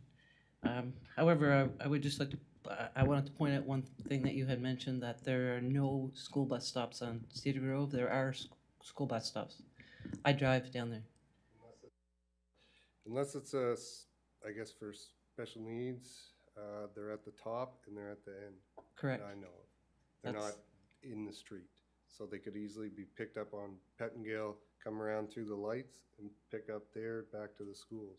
So all I'm saying is it's a school bus that works for the government that's flying through that street, whether there's a stop or not, needs to be fixed. The school buses are equipped with GPS and every other thing that you can imagine. My work truck's equipped with GPS. They only look at it if there's a complaint. They don't look at them. DTI controls them. Ours are controlled by the school district. Anyway, and just pointing out that there is a special needs bus that goes through there. And that's possible. Thank you. Councillor Olson? Thank you, Your Worship. Thank you, Mr. Fraser, for your presentation.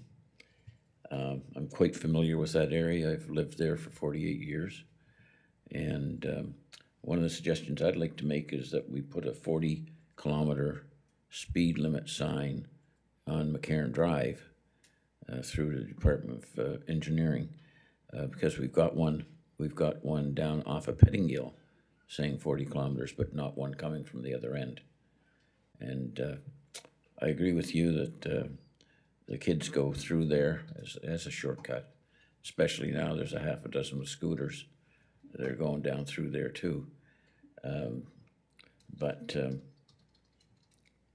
most of them are pretty respectful, but I try to educate people to respect the subdivisions that they're in, that if it's not their own. And a lot of them are just passing through, so I think they've got to receive the message. And as Councillor Miller said, we've just hired new constables specifically for traffic control. So it'd be a great opportunity for them to become familiar with the community. So, but thank you for your comments. Just the way their devices work, because they could sit on my street, the neighbor's driveway, just the way those devices work, it's hard to catch someone. It's tough for them. Perfect, thank you. Councillor Olson? I was just going to say, Your Worship, that just if they respected the stop signs. I mean, they come at the top of the stop sign at Ruth Avenue, and 25% of them go straight through, and some of them don't even slow down. Some of them coast through, so they do make an effort to slow down, but others just barrel through. And they've got the sign there for $172 fine, you know, for not stopping, but it's not really enforced. I've never seen it enforced myself. I'm right in the corner, so. Thank you. Looking for a motion? Deputy Mayor Scryer. I would move that council refer the matter to staff to report back on our August meeting on some temporary solutions and long-term solutions. I'm just going to ask Mr. Loge if that is time enough to, I don't know what your work chain is like right now as far as who's available and so forth during the summer months, to put a deadline within 4 weeks. that to whatever the timeline of the staff would be appropriate. Thank you.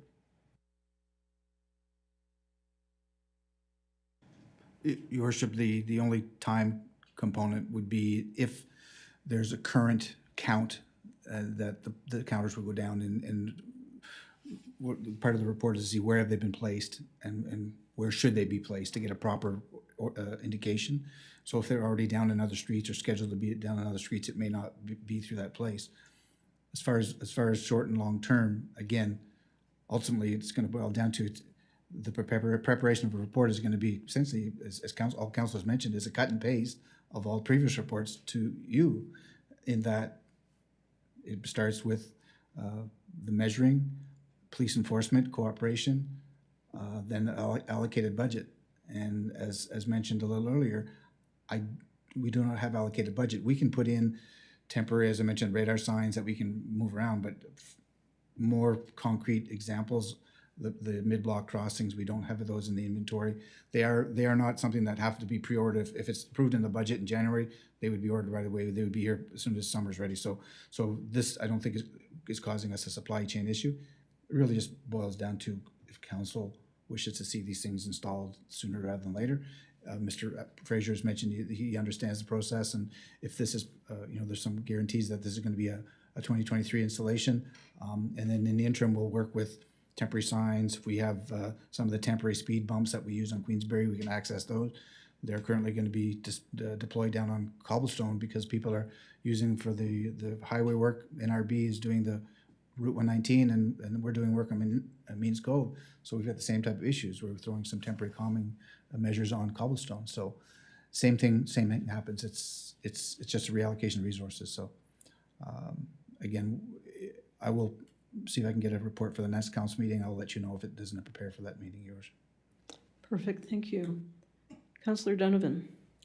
Oh, I can second that motion. I was just gonna say that maybe we should just start with the speed radars and see, because the director's already identified that, this is a simple, just move it, relocation. So maybe it would be best if we just started with something simple like that first to see if it made a difference, and if it doesn't, then we can move further in the process. But I can second the Deputy Mayor's motion if you'd like. Thanks.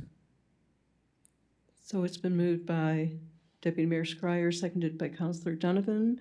On the question, Councillor Luck.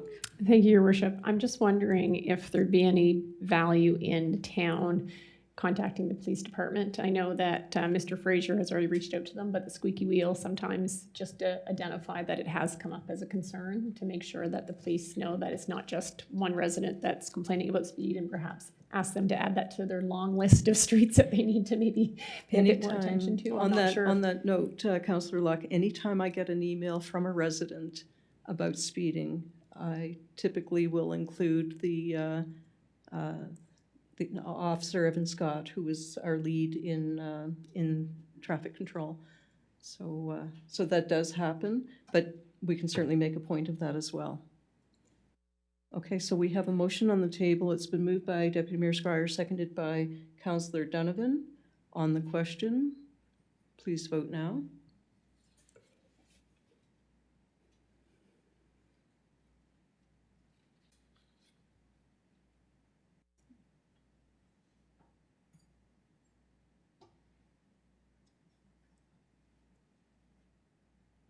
Not coming up?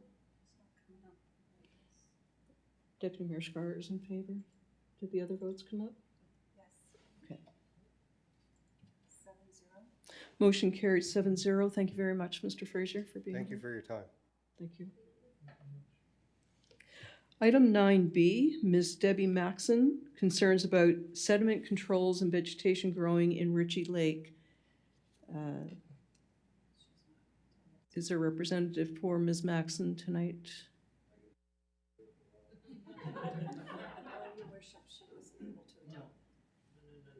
She wasn't able to attend. Is this gentleman allowed to speak to that motion, or to that item? I don't know what I've never had this happen, so. No, if she's not here, If she's not here, thank you very much, Mr. Fraser, for offering.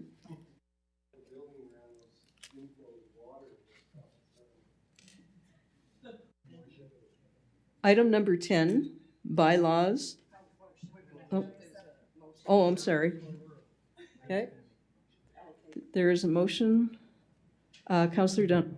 My motion would be that Ms. Maxon be thanked for her correspondence and a follow-up letter be issued to the province's Environmental Trust Fund Department asking for a response to Mr. Lozier's email as of May 17th, 2022 regarding the ETF's funding eligibility for Ritchie Lake, for the Ritchie Lake Protection Study, and a copy of Mr. Lozier's correspondence and the follow-up letter be copied to Ms. Maxon for information purposes, and also to the two MLAs for the town of Quispamsis.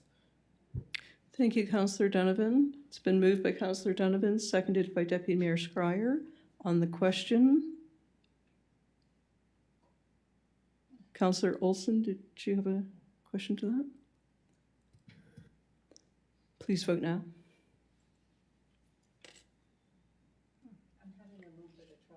Did you refresh? Did you pull down? Just pull down on the far left. Yep. There you go. Pull down. There you go.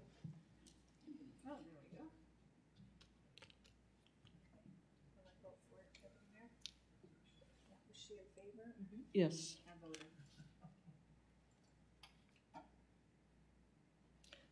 Motion carries.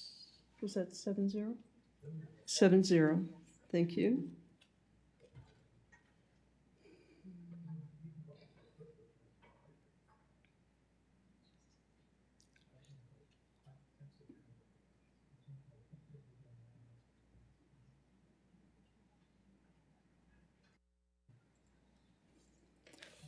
Item 10, bylaws. 10A, Property Star Inc. rezoning application, residential R1 to highway commercial HC, PID number 250217 and PID number 173765. Final section 59, CPA agreement attached. Proposed municipal bylaw amendment number 05403.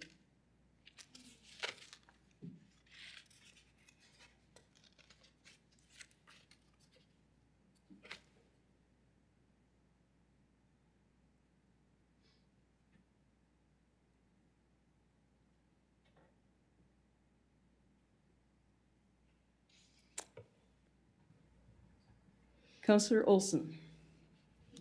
Thank you, Worship. I would move third and final reading be given to proposed municipal plan bylaw amendment number 054-03, subject to the terms and conditions of a section 59 development agreement. It's been moved by Councillor Olson. Councillor Bigger.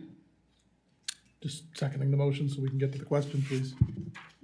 Seconded by Councillor Bigger. On the question. Councillor Bigger. Thank you, Your Worship. I expect I might not be the only one who has a thought or a comment about this. This has been a very difficult sort of adjudication for me. I really honestly believe that Mr. Hatfield has come before us with a plan to bring forward some commercial development that on its own merits would be perfectly great for our town. I am generally in favor of commercial development. I think that, and I accept that he has operated as an honest broker. That's my genuine belief, that he has made great efforts to accommodate the concerns, the anxieties and the fears expressed by the local residents. And I believe that he would continue to be an honest broker in that regard going forward as these two PIDs are developed in these two phases over the next few years. But recently I've had pause, and essentially for me, it's been a reflection on not the idea of commercial development generally, but rather, and not on the honesty or the integrity of the proponent, but more specifically on the uncertainty of what will end up on that property, especially in phase two. where there are a number of commercial, sort of lots that would be made available for various and sundry, like franchises and stores and so on. And there's a certain uncertainty. Sorry, that's ridiculous. There's a measure of uncertainty built into, it seems to me, something like this, because, I mean, Mr. Hatfield has been very forthright he's been very, forthcoming, I mean, that there's no contract of any kind that I know of or what have you regarding what kind of business would go in these spots. And so mostly that's been brought up as a way to mitigate concern that's been expressed about whether it's going to be one particular retail location, option of a store or this or that or what have you. But the inverse of that is also true, that there's no way to know what will go there. And that's okay, I think, because in the general sense, so that's okay. That's what commercial development is. I mean, nobody knows what could go in a particular place. You set up a bunch of lots, you develop them, and then you try to get businesses to come to town and want to set up. That's pretty basic, I think. But I can't find any way to reconcile how we guarantee that anybody subsequent who would come to occupy one of those spots will be as concerned about the neighbors as Mr. Hatfield seems to have been. I feel like he's made great strides to try to accommodate the concerns, but I worry about, let's say a restaurant arrives on the scene and there's a management problem where garbage is strewn about and there's an irresponsible approach to taking care of a property. I don't know who oversees that. I don't think we do. We don't have any, as I understand it, and I stand to be corrected, but I don't believe we really have that much control once approved, once this rezoning occurs, to decide who goes there. And I don't think that Mr. Hatfield could provide any assurance that we could be certain about. He's been, as I say, he's been very forthcoming about that and quite straightforward about it, So I've thought and inquired about the capacity to enshrine something like that within a developer's agreement. Can we make somebody promise that this or that won't happen? Or what, if this happens, what will you do and what happens? And we already have precedent in our town of a developer's agreement with a development where the developer later on completely flouted or the proponent of the project completely flouted the developer's agreement and went ahead and did what he wanted. And I'm concerned. I don't think that Mr. Hatfield is, holding back on what he plans to do. I think he's a savvy, smart businessman with overall a good plan. So to me, just to sum this up, excuse me for going on and on, to me, the way we mitigate that risk is we insist that commercial development happen in the zones where we have afforded ourselves the optimal capacity for it to not impact nearby residents. And to me, that for me is like going up to a 30,000-foot view and saying, in the end, for me, I've returned back around to, is this the best place for this development for our community? And I'm very vexed about that. And so I just wanted to, I genuinely want to express thanks to Mr. Hatfield for his interest in developing in the town. And he's already a successful businessman here in our community. And I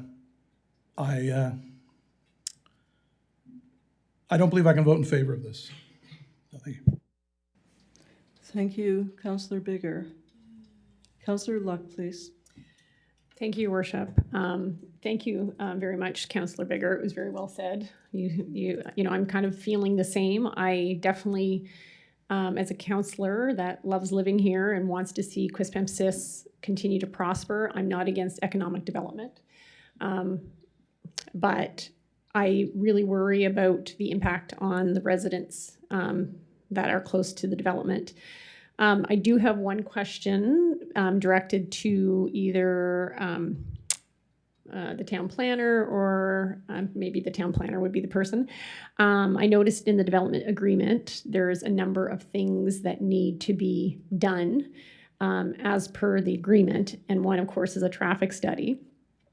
And I guess my question is, if that traffic study, which we know will come back and show an increase in traffic along an already very busy, somewhat dysfunctional provincial highway, who absorbs that cost to correct and traffic calm and kind of direct the traffic? Would that be a cost sharing thing, or would that end up falling on the shoulders of the town in the future when we realize that it is a problem? So if that could be addressed, thank you.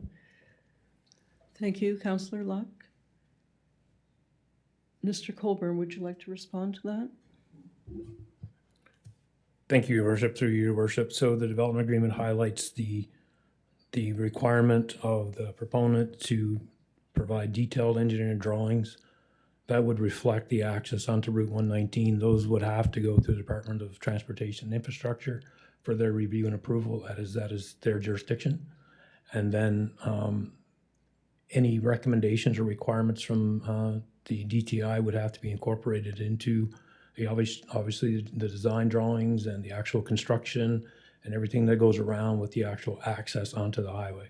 So the traffic study would have to be, again, reviewed by the Department of Transportation to make sure it is up to their standard and addressed all their concerns.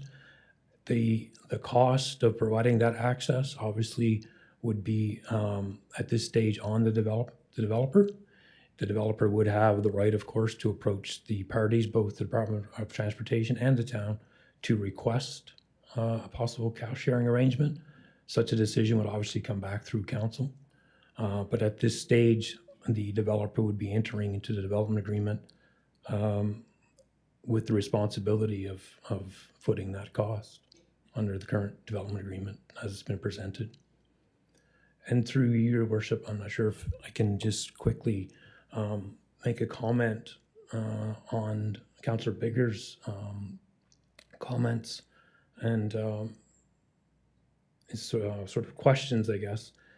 So with any development, whether it's at this stage or if it's a commercial development coming into an already zoned commercial area, the applications or the developments that come to the town get reviewed with respect to the zoning bylaw. And in the current zoning bylaw, there is a requirement that any new development is subject to its own development agreement. So this development agreement covers what's been presented in terms of a land use perspective as a whole. Subsequent developments of each individual property would go through planning review, engineering review. A development agreement would be required. If there are variances that are required, then that would actually have to go through the Planning Advisory Committee. And then all the residents would again be notified of the request for that variance. They would get notification of the actual development that's being proposed and have an opportunity to present their concerns to the Planning Advisory Committee as that process. Anything outside of the current permitted and discretionary uses in the zoning bylaw, if it falls back to having to have further rezonings or further amendments to the bylaw, then obviously we would be back to this public process and zoning bylaw amendments. So just sort of a point, I guess, of clarification and sort of your question. So there is yet another level of development and development agreements that would have to be in place. And then we would be looking at impacts and we'd be looking at similar securities and those types of things. And then any other bylaws with respect to, if you gave the example of a restaurant, and if there's issues with garbage, then obviously our unsightly premises bylaws and those types of things kick in as well. And the development agreement obviously highlights that that the developer or the property owner is subject to those bylaws. So, thank you, Your Worship. Thank you, Councillor. Thank you, Mr. Colburn. Councillor Donovan, please. Thank you. Similar to some of the comments that Councillor Bigger made, this has been a very, turbulent process for me. It's one of the very, first big developments that has come forward and that I'm, partaking in. I don't think my mind has changed a whole lot since the last meeting. I'm very, appreciative of the, the level of work and money that the developers put into getting something like this ready to be presented to us, and again, I'm very appreciative of that, but I do think that this parcel of land should remain, again, some form of residential. So that is my opinion, and I will be voting no. Thank you, Councillor Donovan. Councillor Miller, please. Thank you, Your Worship, and thank you, Mr. Colburn, because I was going to ask you to explain, because if you look in the developer's agreement, 15C, it says each individual use of the development shall require independent development agreement for that use. So it doesn't say on there. Just for people that understand, I've had a few people email me. I do it on the data, and I look at what people's concerns were, and I look at what their issues and concerns, as well as staff and everything else. And in my personal view, I think Mr. Hatfield has gone through and changed met all of the concerns. There's always going to be a couple people that are not happy at the end, and I get that too. So I'm still voting yes, because I think he has done exactly what we have asked, what the residents to a degree. And again, I won't get an agreement from everybody, and I get that. Anyways, and thank you, Mr. Colburn. Thank you, Councillor Miller. We have a motion on the table. It was moved by Councillor Olson, seconded by Councillor Bigger. The motion says, third and final reading be given to proposed municipal bylaw amendment number 054-03, subject to the terms and conditions of Section 59 Development Agreement. On the question.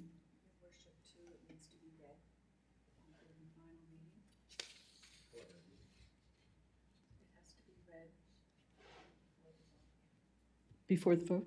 Yes. Councillor Miller, do you have that in front of you?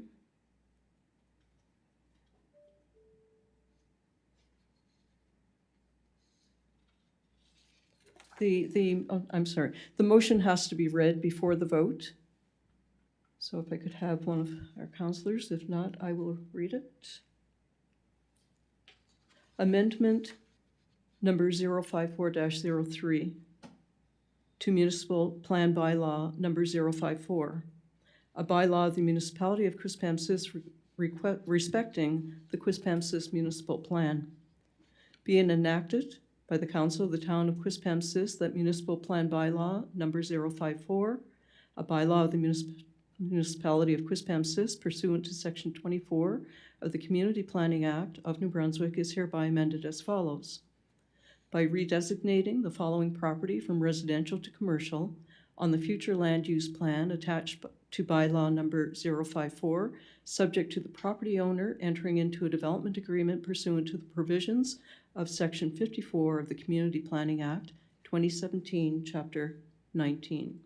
A parcel of land identified as PID number 250217, 11.45 hectares, and PID number 173756, 5.67 hectares, situated between the Ganola Point Arterial Route 119, CN Rail, Finney Lane, and Monarch Drive, for a total of 17.12 hectares, or 42.30 acres, with access off a public road to be developed off Route 119. First time read, March 15th, 2022. Second time read, June 21st, 2022. Third time read. And we go now for the vote, do we not? On the question, if there are no further questions, we will vote now, please.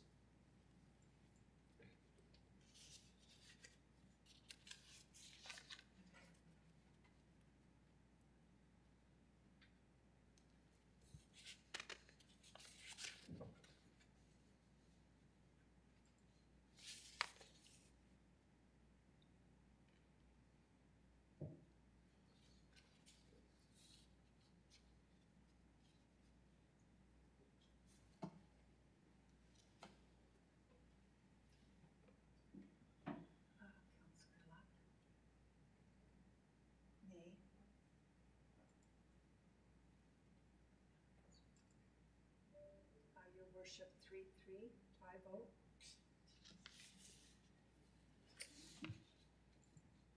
3-3?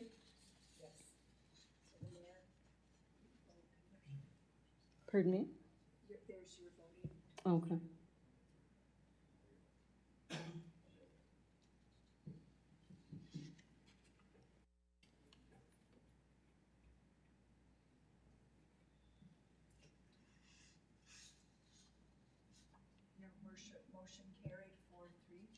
Motion carried 4-3.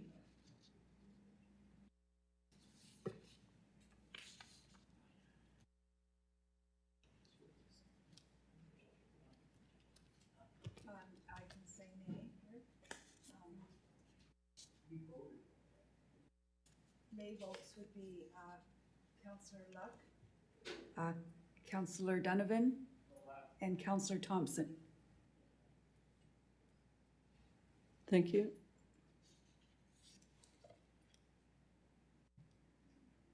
Moving on to number 2, proposed zoning bylaw amendment number 038-34, consideration for third and final reading.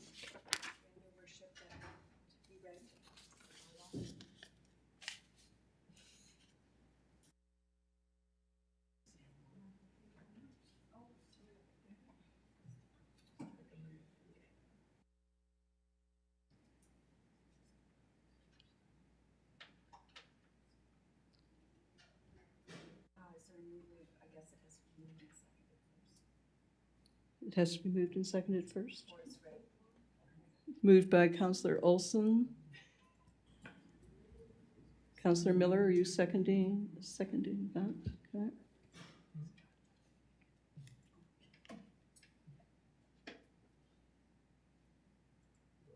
Sure. Is that seconded by Councillor Miller? Yes.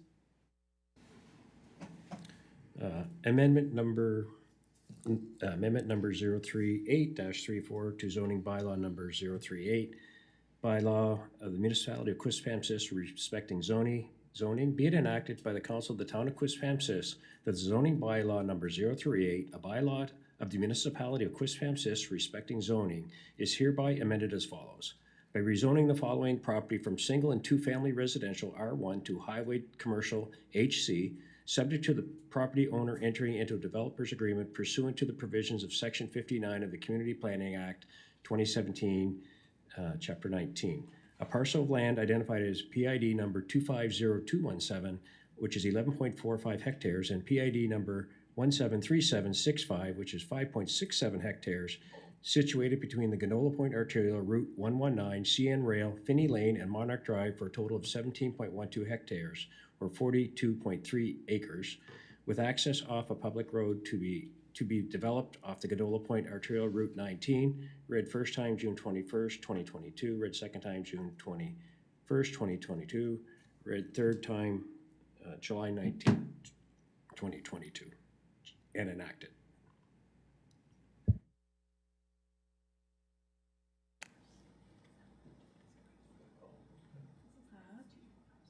Call for motion?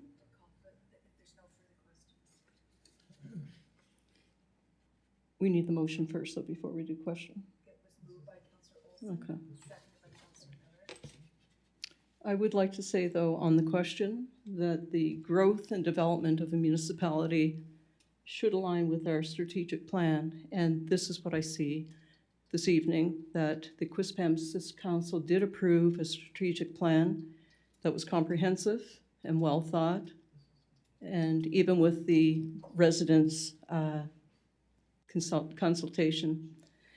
And as mayor, I believe that solid community and business decisions should be and are made for the betterment of the entire town. As a council, on several occasions over the last 2 years, we have all agreed and spoken about the growth of this town and the important aspects and our responsibilities. We are growing the tax base. We're welcoming business growth. We're encouraging new employment opportunities and engaging with reputable developers and providing development agreements that suit the location and situation for critical, healthy, and effective growth. As I see it, there are 4 basic points to consider and note. Number 1, it does align with our strategic plan. The location is off the highway.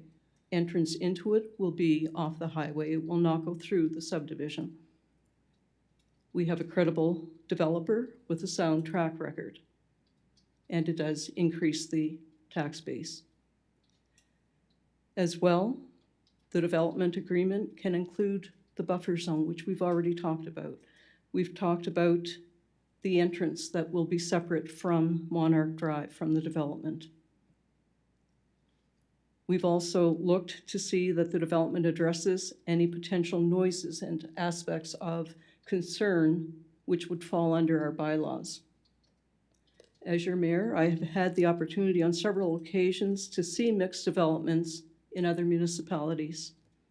When properly administered, specifically according to our strategic plan and subsequent development agreement, I am convinced that this development can and will be an excellent addition to the town and will blend with the surroundings. Therefore, I do vote in favor. Councillor Thompson.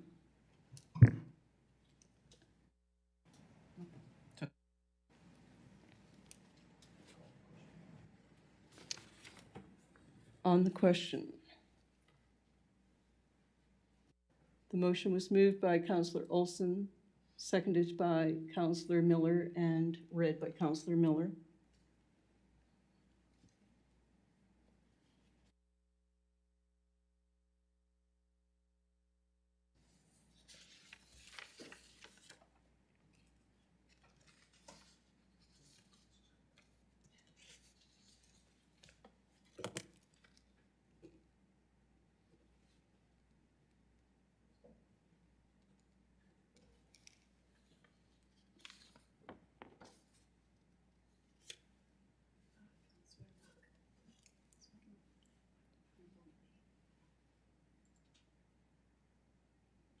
Your worship, 3-3 tie.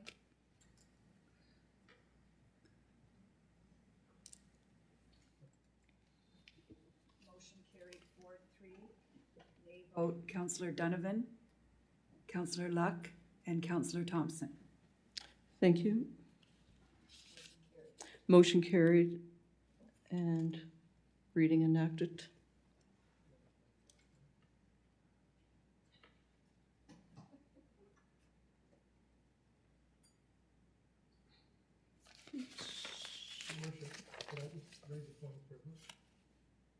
Yes.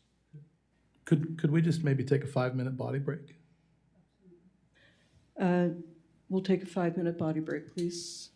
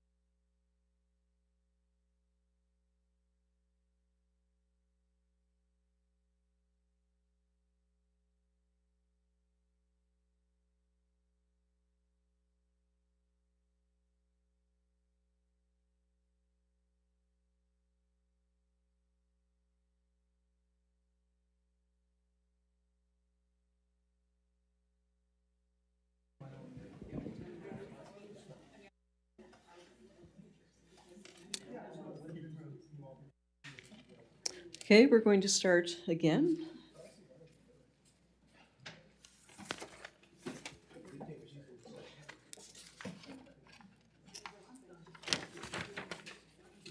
We are on item 10B.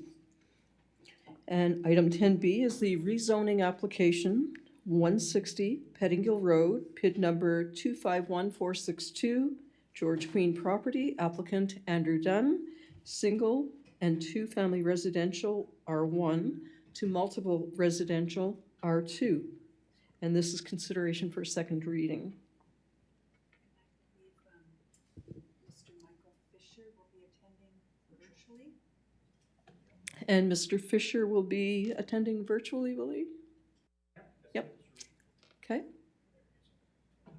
That doesn't look like Mr. Fisher.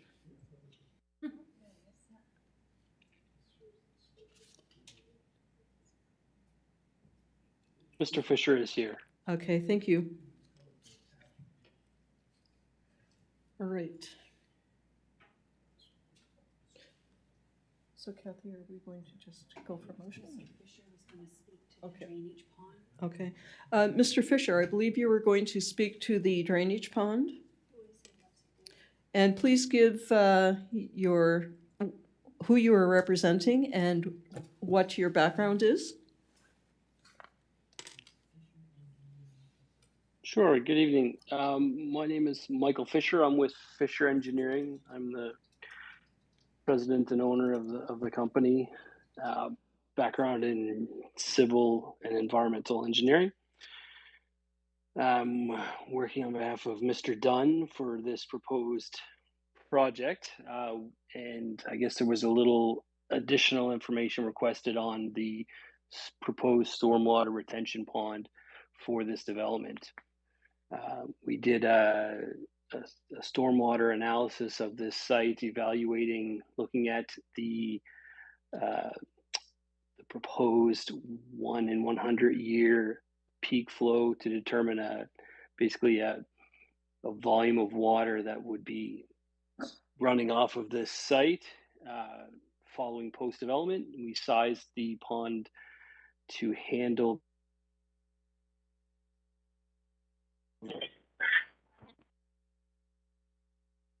Mr. Fisher, I think we're losing you there.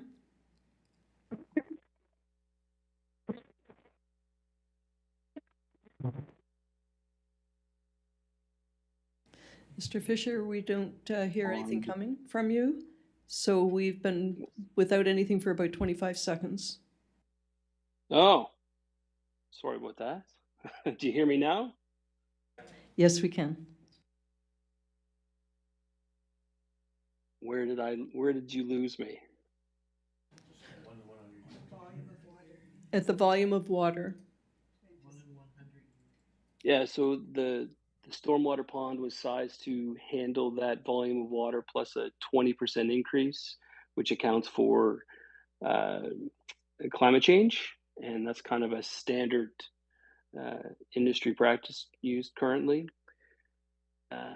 We then developed a cross section through the lower part of that site to show what the pond would look like, taking a look at the existing slopes and applying what volume we needed to retain and ascertain the size and appropriate location of that pond, which we have shown on I guess the updated site plan. So I don't know if there's any questions pertaining to that. Thank you, Mr. Fisher. Certainly I have a comment. That is a huge concern with runoff, and we know how important trees are as far as holding sediment and holding the water from erosion and so forth. So I'm happy to see that that you are looking into this and that we can get some guarantees for moving on down the road. Deputy Mayor Schreier. Thank you, Your Worship. Through you to Mr. Fisher. Mr. Fisher, a large concern was the actual location of the pond. Some of the neighboring residents were concerned that there may be a potential for the pond to let loose, to eventually flood out their homes. So I was hoping that you could elaborate on maybe the construction of the pond. Can the pond be relocated to a different site that wouldn't be so invasive to your neighbors? And if so, what that would involve to move that at this point? So one point to clarify, um, it's a proposed dry pond. So there's only stormwater during runoff events. It's not designed as a wet pond, so we're not constantly retaining water in this pond. Basically, you have a storm event. We retain uh, that volume during that storm event, and then following the storm event, it releases at the pre-development rate. Obviously, the pond would be designed to hold that volume of water without any risk of breakage. Um, so I hope that clarifies we're not constructing a pond here that's going to have water in it all of the time. Fisher, excuse me, just on a follow-up. So could in fact, so am I right in visioning this and thinking there's not going to be any metal or lumber or anything like that? Is this going to be more like a swell, like a natural environment pond where the drainage will happen? Absolutely. 90% of this will be seeded, and that's why we look at the slopes so that the slopes can be maintained, landscaped. There'll be areas where there will be some riprap. Those would be where the pipe work from the site discharges into the pond, and also obviously at the outlet of the pond, and those are obviously areas where we're focus the discharge and to minimize those erosions. But 90% of this will look like a large grassed bowl, in essence. Thank you. Councillor Miller, please. Thank you, Your Worship. Through to you to Mr. Fisher. It's kind of a follow-up to, well, my question is what Ms. Deputy Mayor just asked. Would this be very similar to something that we see off Vincent Road right now, or off at the end of the Pettingill by the car wash, where it's basically, as you said, it's dry? And the second question, or just for context, is I guess we just want to make sure that if the pond goes through, that we have ample on the. I'm looking at the pond on the left-hand side that is closer to the house, that the residence, that it's there, so that if there is an overflow, that it definitely would not go over towards their house. It would go down, and so that was the question. I think you just answered my question, is that it will look like the other one. And just a question, and I don't know where you're at, but that may be the ideal spot for many reasons, but there was a question at the last meeting whether it could be put kind of over at the end of where the tree line is, kind of just right now it's flipped this way. It was kind of to push it up to the right, but I don't know the topography there. I wasn't going to go walk through all those woods; it's a little steep. Thank you. Yeah. So basically, the pond is kind of put down at the lower part of the property, right? We're in essence catching all of the runoff from the site to obtain that net zero target goal on the development. So I think it's in the best location for that site to capture all of that. And I think we pushed it away from that neighbor. I think we're actually proposing a trail on that side, and those ponds, like the one on Pettingill, it is very similar. There would be a spillway, right? Those ponds are designed with spillways, and those those would all be directed to our outlet, and obviously not towards any adjacent neighbors' properties. Thank you, Councillor Miller. Pardon me. Councillor Luck, please. Thank you, Your Worship. Through you to Mr. Fraser. I just have a question about silt.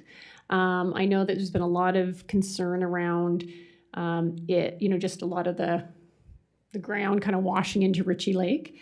And again, I'm not an engineer and I'm not sure if the holding pond would address that, but I know when using the trail, after a heavy rain or what have you, I do see a lot of kind of brown water running along the trail already. And I'm just wondering if this holding pond is intended to also mitigate the amount of silt that's actually going to end up in Ritchie Lake. Thank you, Councillor Luck. Yes. So a lot of that would currently be due to obviously exposed soil, right? You get the runoff of silt and sediment from exposed soil that is eroding. Obviously at the end of the day, when this development is finished, we would have all exposed soil, landscaped to and obviously to minimize and reduce sediment runoff. During construction, there's erosion control measures that would be implemented. The pond would be one. It's not kind of the main one. You erect temporary erosion control check dams. There's sediment fences that are erected. There's a lot of common construction practices that would be implemented on this site throughout the duration of the project to minimize silt and runoff from leaving the site, and then with the goal at the end of the day for the site to be completely vegetated, obviously minus the buildings and the driveways, which obviously wouldn't have silt runoff. So the goal would be to obviously eliminate and not have any sediment runoff from this site. Thank you. Mr. Colburn, please. If I may, through you, Your Worship, just to add to what Mr. Fisher has responded, the information that he's provided to Councillor Luck. One of the other things that just that would sort of happen in this particular area, one of the challenges that we've had, obviously, with the development in that area has been the fact that a lot of the construction proceeds and you have bare ground. And then when the rain events happen, basically, the water flows in the ditches or they flows where the road basically is, and then it flows into the catch basins or the pipes, and then it's just discharged. In this particular case, one of the things that we would be looking at, obviously, is creating one of these settling ponds, which obviously would probably be in the location of where this pond ultimately will sit, and then the water would run into this settling pond, and then it would be discharged.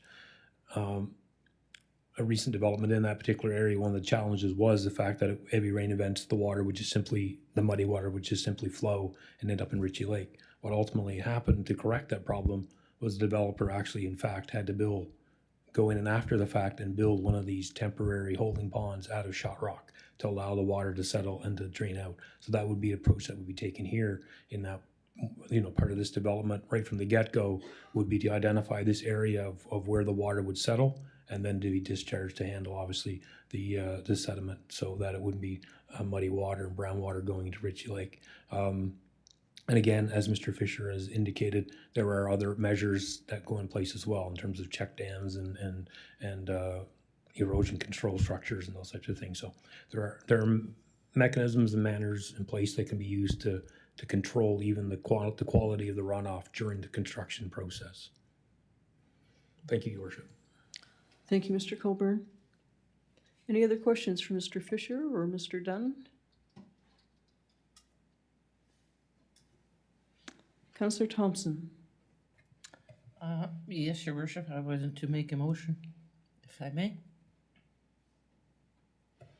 I move second reading be given to zoning bylaw amendment number 038 38A, or 38, a bylaw that would rezone PID number 251462 from single and two-family residential R1 to multiple residential R2 with consideration of third and final reading pending the finalization of the Section 59 CPA agreement. Thank you, Councillor Thompson. It's been moved by Councillor Thompson, seconded by Councillor Bigger. On the question, please vote now.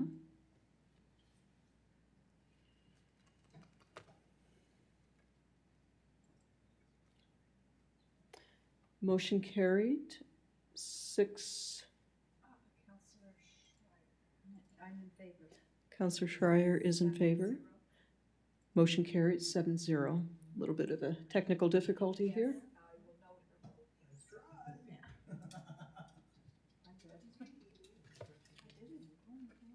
Item number 10C, proposed bylaw number 062, a bylaw of the municipality of Quispamsis respecting ride sharing.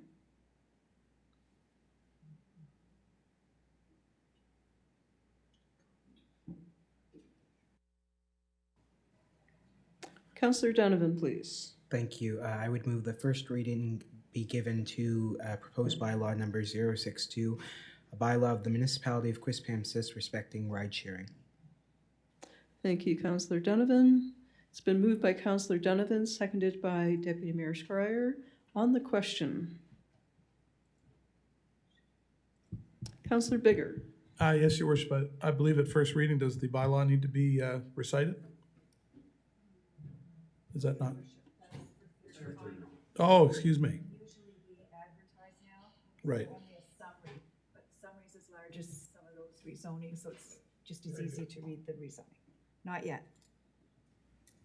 Thank you for that clarification, Ms. Snow.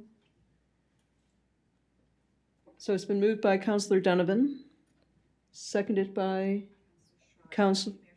Deputy Mayor Schreier. On the question, please vote now.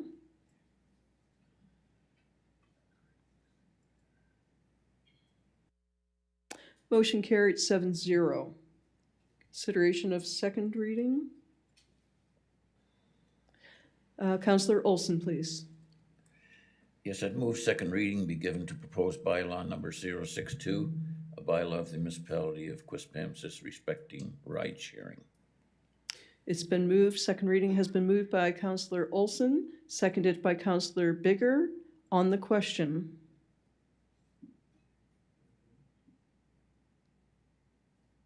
please vote now.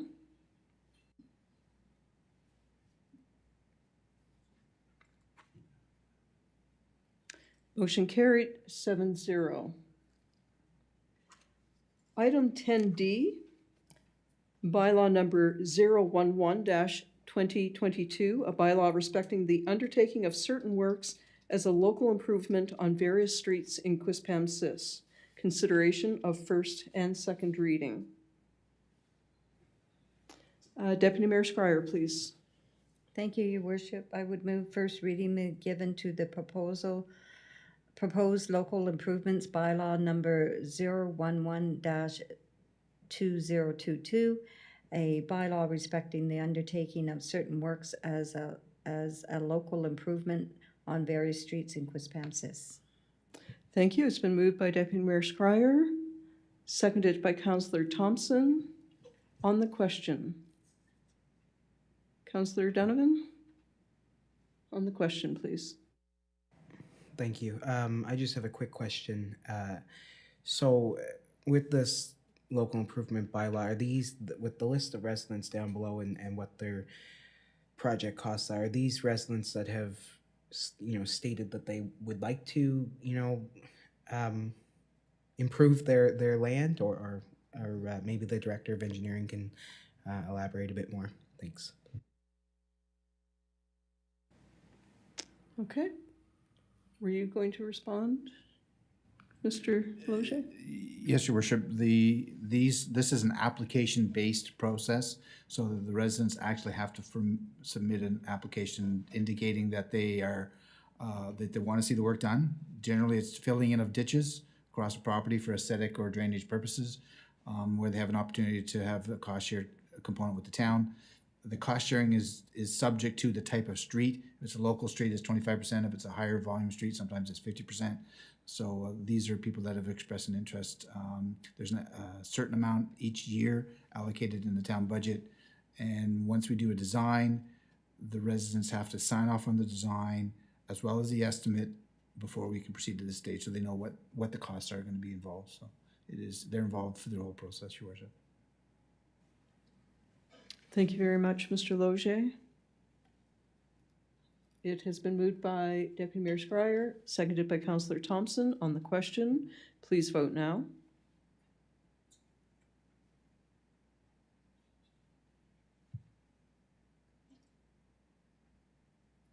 Motion carried 7-0. Looking for second reading, Councillor Donovan, please.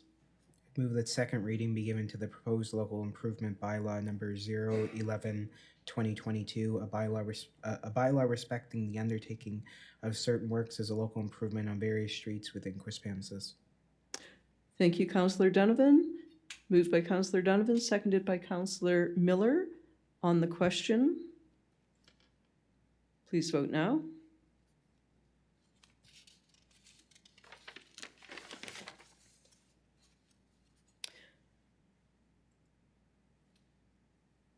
Motion carried 7-0.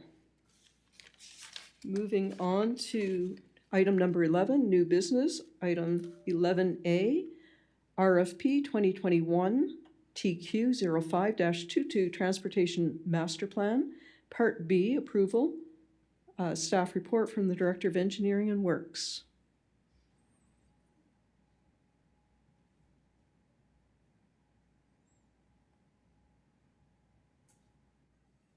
Deputy Mayor Scryer, please. Yes, Your Worship, I was prepared to put a motion forward.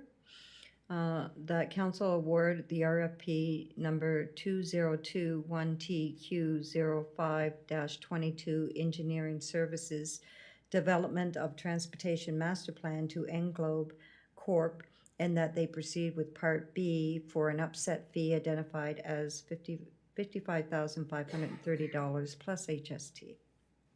Thank you, Deputy Mayor Scryer. It's been moved by Deputy Mayor Scryer, seconded by Councillor Luck on the question.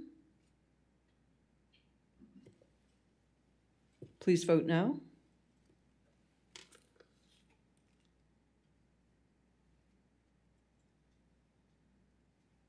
Motion carried 7-0. Item 11B, 2022 Drainage Improvement Projects, Tender 2022 TQ06-19, Staff Report from the Director of Engineering and Works.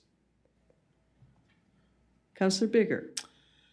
Thank you, Your Worship. I move the town awards the drainage improvement tender 2022 TQ06-19 to the low bidder, Steel Trucking Limited, for the bid price of $153,963.75 plus HST.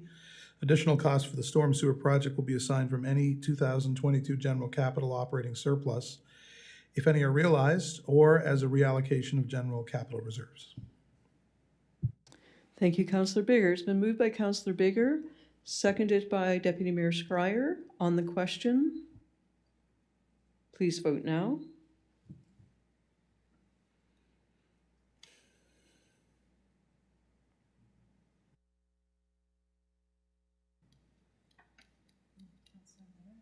Councillor Miller?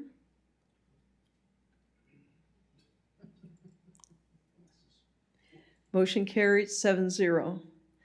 Item 11C, award of electric ice resurfacer. Staff report from Director of Community Services. Councillor Olson. Yes, I would move council award the ice resurfacer RFP to Saunders Equipment with the low bid of $171,099.27 plus HST. Been moved by Councillor Olson, seconded by Councillor Thompson on the question. Please vote now.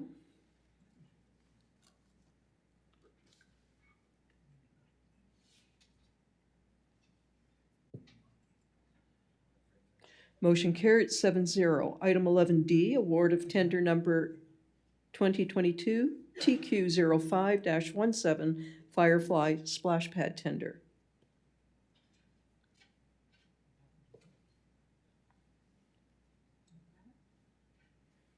Deputy Mayor Scryer, please.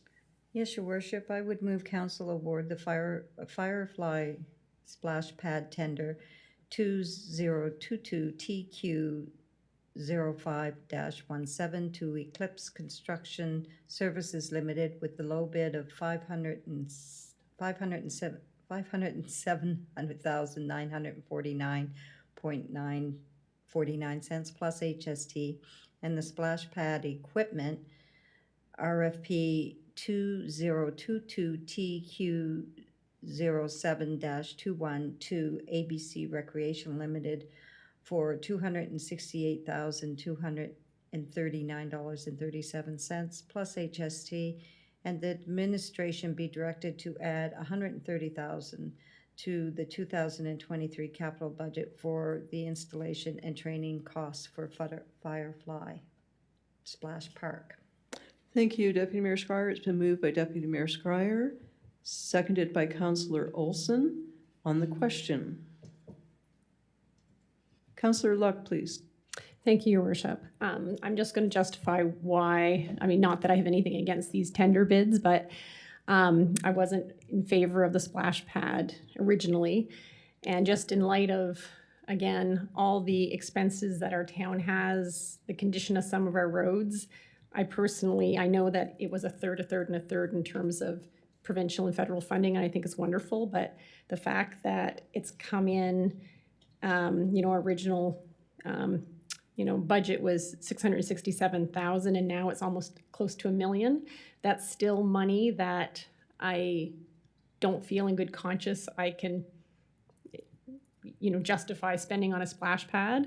I know, in my recent build, when expenses come up, you end up adjusting, cutting things back, looking for, maybe other solutions or pivoting. I'm not sure if that's an option. But again, this is a very big cost to the town. So, paying $1 million for a splash pad, and that's not including the annual upkeep fees or costs. I just think it's an expense that, again, it's not that I'm against providing the bids, but I will be voting against it because of that reason. Thank you very much, Councillor Luck. So it has been moved by Deputy Mayor Scryer, seconded by Councillor Olson. On the question, please vote now.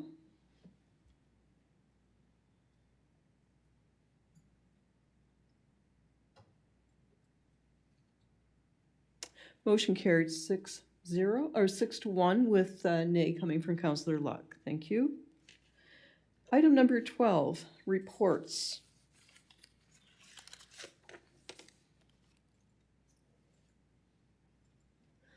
Councillor Olson. Thank you, Worship. I'd move we receive and file reports.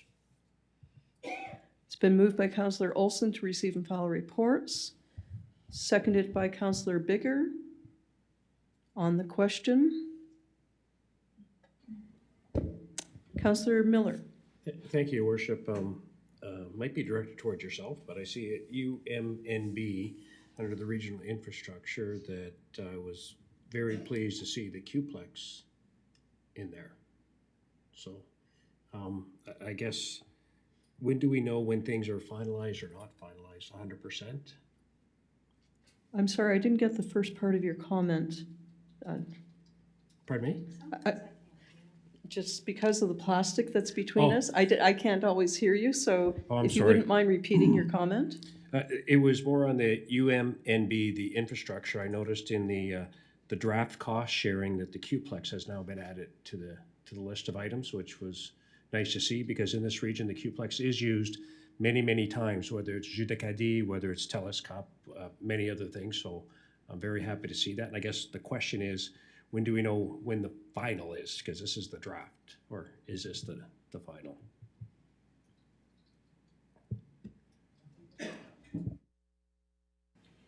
Sorry, so there hasn't been a final draft yet at this point as to what is included in the RSC, in the Regional Services Commission. And I have, we've talked about this. This came out as a document and sent out to the mayors as well, that they are trying to rejig the facilities within each of the 12 regions around the province. So, Deputy Mayor Scryer. Oh, sorry, Councillor Donovan. Thank you. So it's not even really a question, or I suppose it is the comment to yourself as mayor. So occasionally I'll watch the St. John Common Council because I don't have a whole lot better to do, and it's interesting. But recently they passed a motion saying that they were going to send a letter regarding the proposal of the federal electoral boundaries.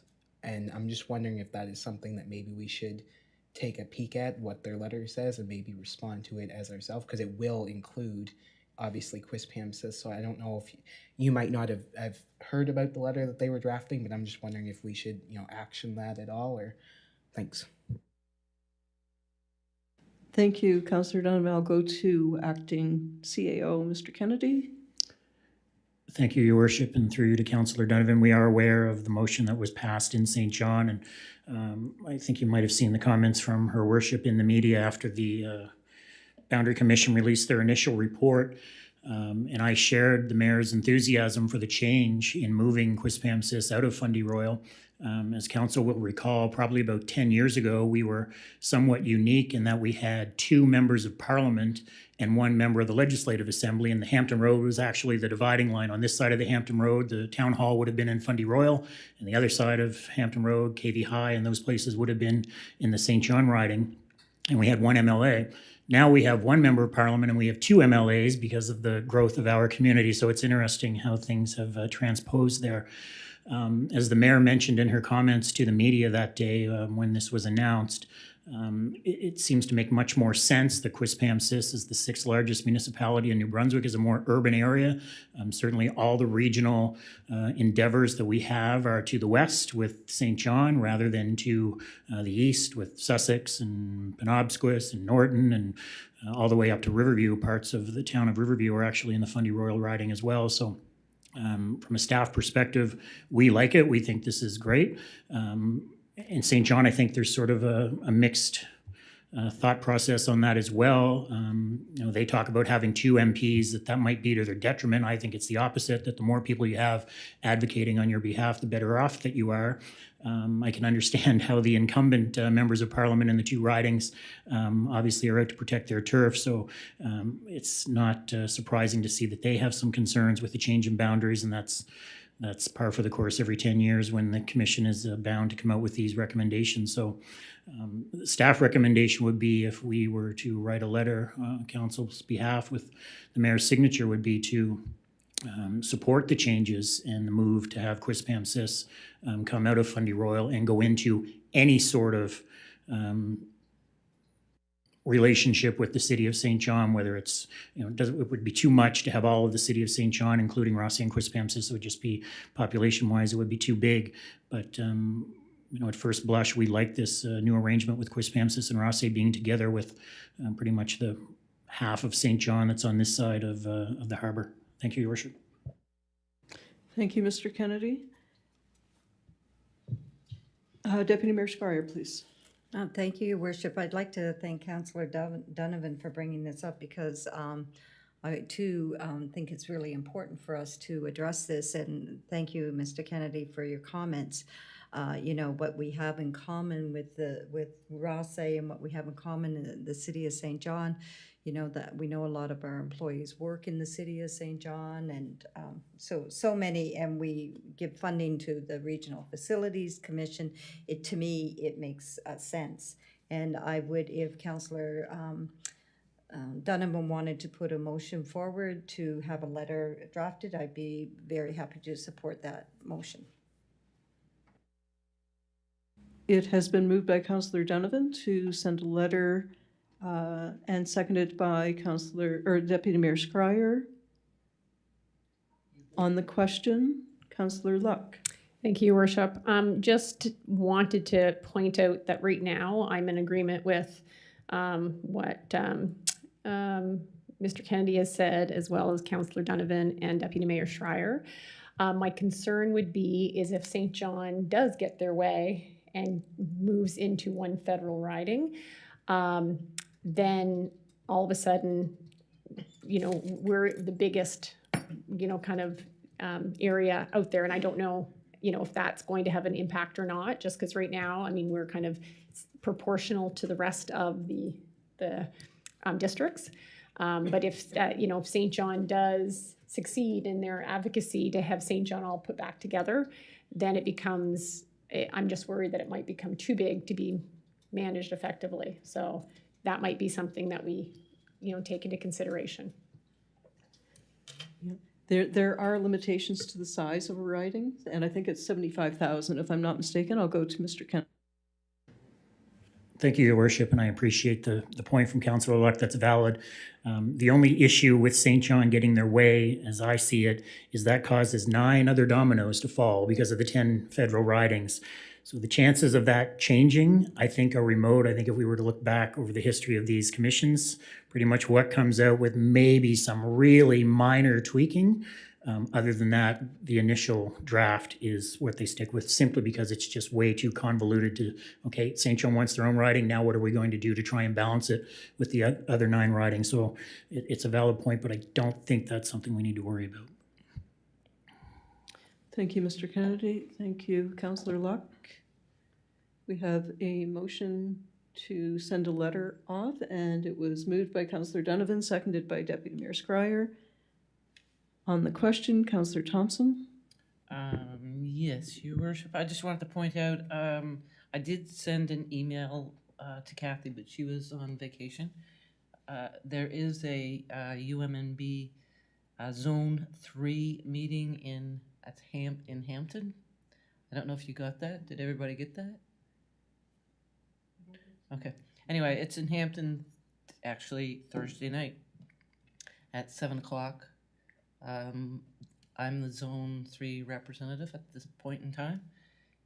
We'll be having elections, so if anybody can attend, it's at the Hampton Town Council, which is in the old courthouse. Go in the back door. And there'll be, you know, it'll be spaced. Oh, I'm sorry. Anyway, I just wanted to point that out. Okay. So we have a motion on the table. Thank you. On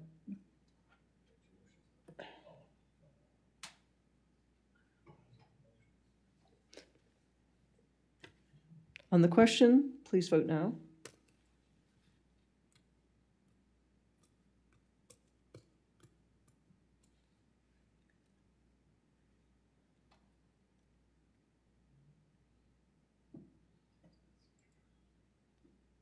Motion carried 7-0. Thank you.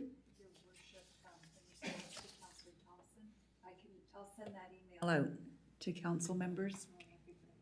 Okay. And the only question I would have had would be whether or not it's also virtual. So the meeting is not virtual. Okay. Thank you. Item number 13, business arising from Committee of the Whole. Oh, did we not vote on that? Okay. So where am I? Back to reports. Okay, receive and file, okay. On the question, please vote now.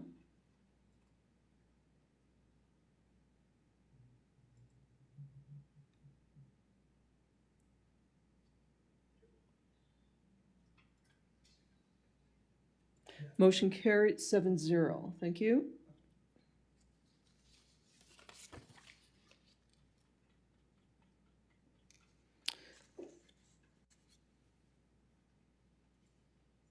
Item number 13, business arising from Committee of the Whole. Unsightly premises. Councillor Bigger. Thank you, Your Worship. I move that staff proceed with issuing a notice to comply against the property identified as 106 Parkside Road in accordance with the provisions of bylaw number 39, a bylaw respecting dangerous or unsightly premises, and further, that prior to enforcement, council review and approve any budgetary implications. Thank you, Councillor Bigger. It's been moved by Councillor Bigger, seconded by Deputy Mayor Scryer. On the question. Councillor Olson? No? Okay, please vote now.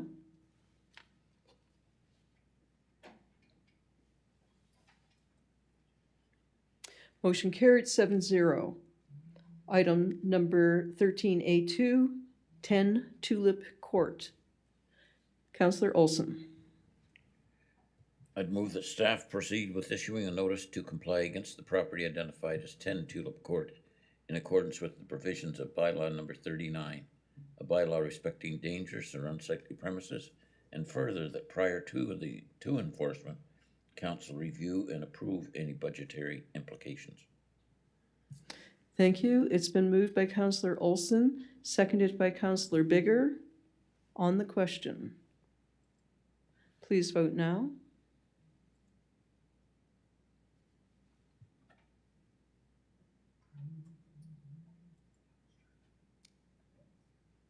Motion carried 7-0.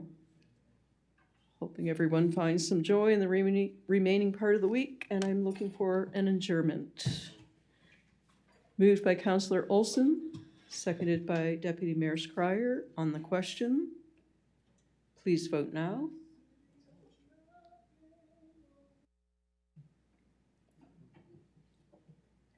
Motion carried 7-0. Have a good evening, everyone. Good night.